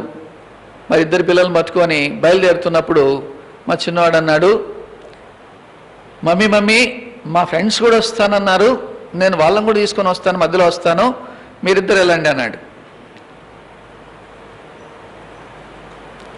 కానీ వాడు రావడానికి కాదు, మన ఫ్రెండ్స్తో కలిసి ఆ రాత్రి అంతా ఎంజాయ్ చేయడాన్ని తీర్మానం చేసుకున్నాడు. మరి కానీ తొందర కలిగింది, మరి ఏం కలిగిందో ఏమో తెలియదు. కానీ మరి వాళ్ళందరినీ తీసుకొని వచ్చినాడు, మందిరానికి వచ్చాడు, బెర్షబాకు వచ్చాడు. బెర్షబాలో సిస్టర్ ఎదురు చూస్తూ ఉంది, వీడు వస్తాడా రాడా, వీడు వస్తాడా రాడా, వీడు వస్తాడా రాడా అని. వచ్చేటప్పుడు గమనించింది. వచ్చాడు, కూర్చున్నాడు కదా అనుకొని ఏమంగా మామూలు అయిపోయింది. వాడు కూర్చున్నాడు, ఇక్కడ చోట ఉన్నాడులే అనుకొని కామైపోయింది. మధ్యలో ఫ్రెండ్స్ని తీసుకొని వెళ్ళిపోయి ఫ్రెండ్స్ బైక్ తీసుకొని మరి ఆ మధ్యరాత్రి వెహికల్ తానే డ్రైవ్ చేసుకుంటూ వెళ్తుంటున్నటువంటి సమయంలో రాత్రి 12 గంటలు దాటిన తర్వాత ఆర్టీసీ బస్టాండ్ రూట్లో ఒక డిష్ వైర్ దిగిపోయి కిందికి దిగజారిపోయి అది వేలాడి కిందికి ఇట్లా ఉన్నది. 2 వీలర్ మీద వెళ్తుంటుండగా ఆ స్పీడ్లో అది ఒక్కసారిగా మెడకి ఇక్కడ తగులుకుంది. రాత్రి 31st నైట్ జరిగిన సంఘటన మీకు చెప్తా ఉన్నాను. అది ఆ తగలడానికి ఎగిరిపోయి కింద పడ్డాడు. అక్కడెక్కడో మరి ఫుట్పాత్ మీద పోయి పడ్డాడు. ఈ బండి కూడా వచ్చి వాళ్ళ కాలు మీద పడింది. తన వెనక పక్క ఫ్రెండ్ ఉన్నాడు, మావాడి డ్రైవ్ చేస్తున్నాడు. మావాడికి కాలు ఇరిగిపోయింది, వానికి తలంతా పగిలింది, రక్తాల్లో ఉన్నారు. ఎంతోమంది ఆ దారిలో పోతున్నారు, ఎవరు పట్టించుకోవడం లేని, ఎవరు పట్టించుకోలే. కాలంతా ఇంతలా వాసిపోయింది. దాదాపు ఒక అర్ధగంట 45 మినిట్స్ గడిచిపోయి దారిలో పోయే వాళ్ళందరికీ చెప్పి బతిమలాడుకున్నారు. చివరికి ఎవరో ఒక ఆటో వాడు కనికరించి తీసుకుపోయి నన్ను పలానా హాస్పిటల్లో చేర్చు, ప్రైవేట్ హాస్పిటల్ అంటే, ప్రైవేట్ హాస్పిటల్ ఎవరు చూస్తారా నీ రాత్రి కాలాన్ని చూస్తాను, మీ ముఖం చూస్తానే మీకు ఎవరు ట్రీట్మెంట్ ఇవ్వడు అని గవర్నమెంట్ హాస్పిటల్ తీసుకుపోయి పారేశారు. గవర్నమెంట్ హాస్పిటల్లో ఆన్ డ్యూటీ డాక్టరు, పోలీసు ఇద్దరు ఉన్నారు. పోలీసు ఫుల్గా తాగి ఉన్నాడు. డాక్టర్ని పిలవమంటే డాక్టర్ని ఎక్కడ పిలుస్తాడు? ఒరే తాగి తందనాలాడి ఎక్కడ ఈ యాక్సిడెంట్ ఎవరిని చేశారు చెప్పరా, మీరు ఎవరినో చేసి మీకు యాక్సిడెంట్ అయింది, లేకపోతే మీరు కొట్టుకొని ఈ విధంగా కాలరీ కొట్టుకున్నారా, ఏం చేశారో నాకు 2,000 రూపాయలు డబ్బులు ఇస్తే కానీ లేకపోతే మీరు కేసు పెడతారు. సార్ కేసు ఎట్లున్నాయి సార్, ముందు మాకు ట్రీట్మెంట్ ఏంటి సార్, చచ్చిపోతున్నాం సార్ నొప్పితో, 2,000 ఇస్తే కేసు రాయను. ట్రీట్మెంట్ లేదు, పోలీసు ఈ విధంగా గొడవ పెడుతున్నాడు. ఇంకా అర్థం కాలే, ఇంకా బాధ తట్టుకోలేక అప్పుడు అక్కడ ఉన్నటువంటి టేబుల్ మీద ఉన్నటువంటి ఆ ఫోను, ఆ ఓపీలో ఉండేటువంటి ఫోన్తో బెర్షబాకు ఫోన్ చేశాడు.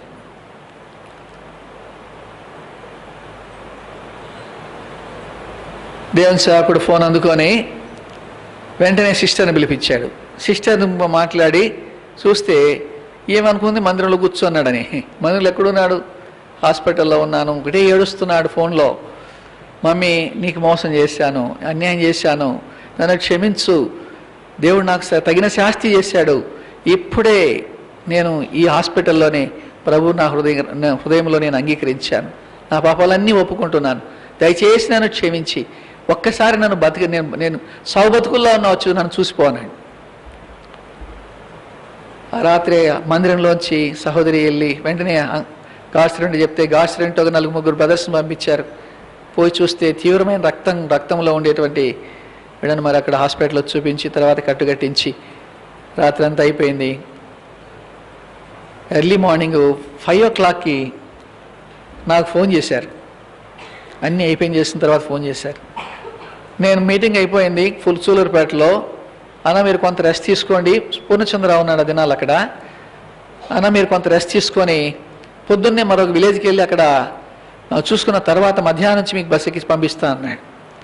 మీరు వెళ్ళి పడుకోండి అన్నాడు. నేను జస్ట్ పడుకున్నా అంతే. ఫోన్లు వస్తున్నాయి కడప నుంచి. బ్రదర్ అంటారు, బ్రదర్ ఇప్పుడే పడుకున్నారు, ఆయన లేపడానికి వీలు పడదు, మీరు ఎవరు చేసినా నేను ఆన్సర్ ఆయనతో మాట్లాడించను. 1 గంట సేపటి నుంచి వాళ్ళ మధ్య వాదం జరుగుతుంది. సీరియస్ బ్రదర్, సీరియస్ అయినా లేపను, ఏమైనా లేపను. మొత్తం మీద 7 గంటలకి నన్ను లేపారు. 7 గంటలకి నన్ను లేపి సిస్టర్ మాట్లాడింది, ఇలా పరిస్థితి అంతా చెప్పింది. నాకు ఒక్కటే విషయం కలిగింది. నాకు విషయం ఏం జరిగిందంటే, ప్రియమైన వారా, నాకు వారి కాలు విరిగిపోయిందని కాదు కానీ దేవుడు వారిని రక్షించాడు అన్నటువంటి సంతోషం ఒకటి కలిగింది. ఆ సంవత్సరమే దేవుడిని అడిగాను, ప్రభువా ఈ సంవత్సరం నాకు ఇలాంటి వాగ్దానం కాదు, నిజముగా నన్ను సేవకు పిలుస్తున్నావని స్థిరమైనటువంటి వాగ్దానం ద్వారా నాతో మాట్లాడుము అని అడిగినాను. తెల్లవారుజామున నేను అప్పటికే వాగ్దానం తీసుకొని వెళ్ళాను. మళ్ళీ ఈ వర్తమానం వచ్చింది. ఎందుకంటే వాగ్దానంతో సరిపోదు కదా, మరి 2వ కుమారుడు రక్షణ పొందాలి కదా, అది కూడా కన్ఫర్మ్ అయిపోయింది. నాకు ఇచ్చిన వాగ్దానం ఆ సంవత్సరం మత్తయి సువార్త 4వ అధ్యాయం. దయచేసి మాటలు నేను చెప్పి ముగించేస్తున్నాను ఎందుకంటే చాలా సమయం అయిపోయింది. చూడండి దయచేసి 19వ వచనం. మత్తయి 4:19. ఆయన నా వెంబడి రండి, నేను మిమ్మల్ని మనుషులను పట్టు జాగ్రత్తలుగా చేతును. ఇది నాకు ఆ సంవత్సరం వాగ్దానం. దేవుడు వాగ్దానం ఇచ్చి దేవుని సేవ కొరకే మమ్మల్ని కన్ఫర్మ్ చేశాడు. అలాగున సిస్టర్కి చెప్పాను, నేను చెప్పానమ్మా మీ ఇష్టం, మరి మీరు ఎప్పుడైనా రావచ్చు, దేవుడు నాతో అయితే మాట్లాడి నేను సేవా తీర్మానం చేశానని. అలాగొచ్చాము.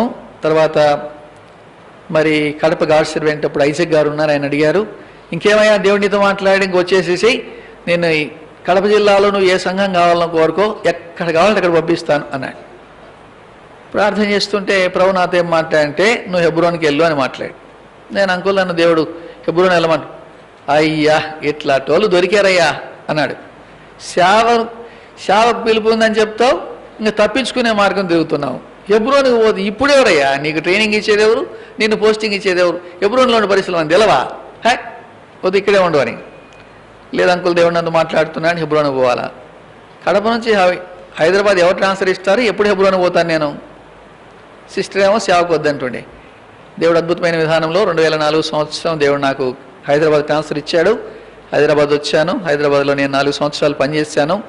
ఆ దినాల్లో హెబ్రోన్తో మాకు ఎన్నో రకాల సంబంధాల్లో ఉంటూ వచ్చినాయి. అయితే హెబ్రోన్కి వచ్చిన తర్వాత సిస్టర్ని నేను అడిగినాను. సిస్టర్ కూడా ఏమన్నారంటే, దేవుడు నీతో మాట్లాడాడు కదా, నాతో కూడా మాట్లాడితే నేను సేవకు వస్తాను. అలాగున్న దేవుడు తర్వాత దేవుడు నాకు ఏ వాగ్దానం ద్వారా అయితే మాట్లాడాడు, జకరియా 3:7తో అదే వాగ్దానం ద్వారా సిస్టర్తో మాట్లాడాడు. సిస్టర్ని కూడా సేవకు పిలిచాడు. నేను కూడా ఒక తీర్మానం చేసుకున్నాను. ఏం తీర్మానం అంటే, ప్రభువా నేను హెబ్రోన్లో నాకు సేవా పిలుపున్నట్టు నేను చెప్పను, కానీ హెబ్రోన్ వాళ్ళు నన్ను పిలిచి నువ్వెందుకు ఏంగా సేవకు పోలేదు అనాలి. అప్పుడు నాకు నిజంగా పిలుపున్నట్టుగా. ఇట్లా ఎవరు చేసుకోవాలనుకుంటాను, కానీ ప్రభువుకు అసాధ్యమైన సంగతులు లేవు. నేను అలా తీర్మానం చేసుకున్నా. ఒక దినమున జీటీ బెంజమిన్ గారు నాకు ఫోన్ చేశారు. ఏమయ్యా పరిచర్య బొమ్మంటే పోతావు, ఏమైనా చేస్తా అంటావు, నువ్వు అసలు విషయం చెప్పవు అన్నాడు. ఫోన్ చేసి ఓ రోజు, ఏంటి అంకుల్ ఏంటి విషయం, ఏంటి అంకుల్ అంటే, అదేందయ్యా మా ప్రాణం ఇస్తా ఉన్నారు అందరూ ఫోన్ చేసి, పిలుపులేని వాళ్ళంతా సేవకు వచ్చి సంఘాలని నాశనం చేస్తూ ఉంటే పిలుపున్న వాళ్ళంతా నీలాంటి వాళ్ళంతా బయట ఉన్నారంట, నీకు సేవా పిలుపు ఉందంట కదా అని అన్నాడు. నాకు అర్థం కాకుండా ఈయనకెవరు చెప్పారా బాబు అని. అప్పుడు ఆయన చెప్పాడు, విషయం చెప్పాడు. నీ గురించి నువ్వు వచ్చి ఇద్దరు వచ్చి నాకు అన్ని విషయాలు చెప్పు అని అన్నాడు. అంకుల్ నేను ఆఫీస్లో ఉన్నా, నేను సాయంకాలం వచ్చి చెప్తాలే అన్నా. సర్లే అన్నాను. సాయంకాలం వచ్చాను. సాయంకాలం వస్తేనే ఆయన అన్నాడు, నీ గురించి నాకు చెప్పాల్సిన అంత అవసరం లేదు, కానీ నాకు అంత తెలిసిపోయింది, ప్రార్థన చేస్తున్నా నీ కోసం సిద్ధంగా ఉండన్నాడు. అలాగున దేవుడు మమ్మల్ని సేవకు పిలిచాడు. 2007 సంవత్సరంలో టెలికమ్యూనికేషన్ డిపార్ట్మెంట్లో ఉన్నటువంటి జాబ్ని వదిలేసి సేవకు వచ్చాము. దేవుడు మమ్మల్ని నంద్యాల పంపించాడు. ఆ సమయం నుంచి మేము దేవుని మందిరంలో పనిచేస్తూ ఉంటున్నాం. దేవుడు అక్కడ మమ్మల్ని వాడుకుంటూ ఉన్నాడు. ప్రియమైన వాళ్ళారా, దయచేసి ప్రార్థన చేయండి. మాకిద్దరు కుమారులు, మా పెద్ద కుమారుడు మరి ఆయన చదువుకున్నాడు, తర్వాత జాబ్ వచ్చింది. మరి బెంగళూరులో ఈ ప్రాంతాల్లో పనిచేశాడు. నంద్యాలలో ఉండగా ఆయనకు వివాహం చేశాం. వారికి ఒక కుమార్తె కలిగింది. వాళ్ళు ప్రస్తుతం అమెరికాలో అరిజోనాలో ఉంటా ఉన్నారు. మా సన్ కూడా ఇక్కడ హైదరాబాద్లో పనిచేశాడు విప్రో కంపెనీలో.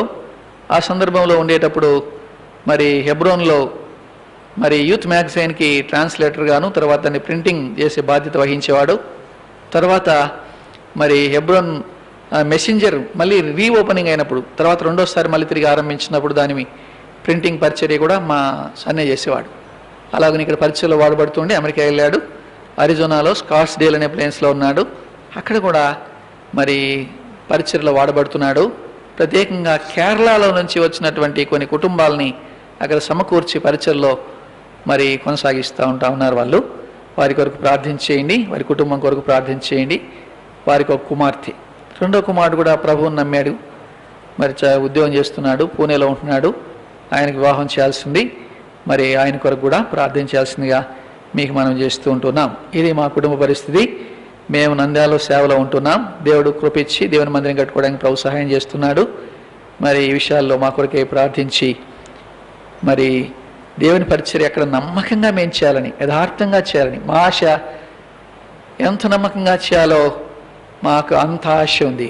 దేవుడు మమ్మల్ని ప్రతి విషయంలో నడిపించాలని మేము కోరుకుంటా ఉన్నాం. దేవుడు అలాగే నడిపిస్తున్నాడు. మా ప్రతి అవసరత కూడా దేవుడు తీరుస్తూ ఉంటున్నాడు.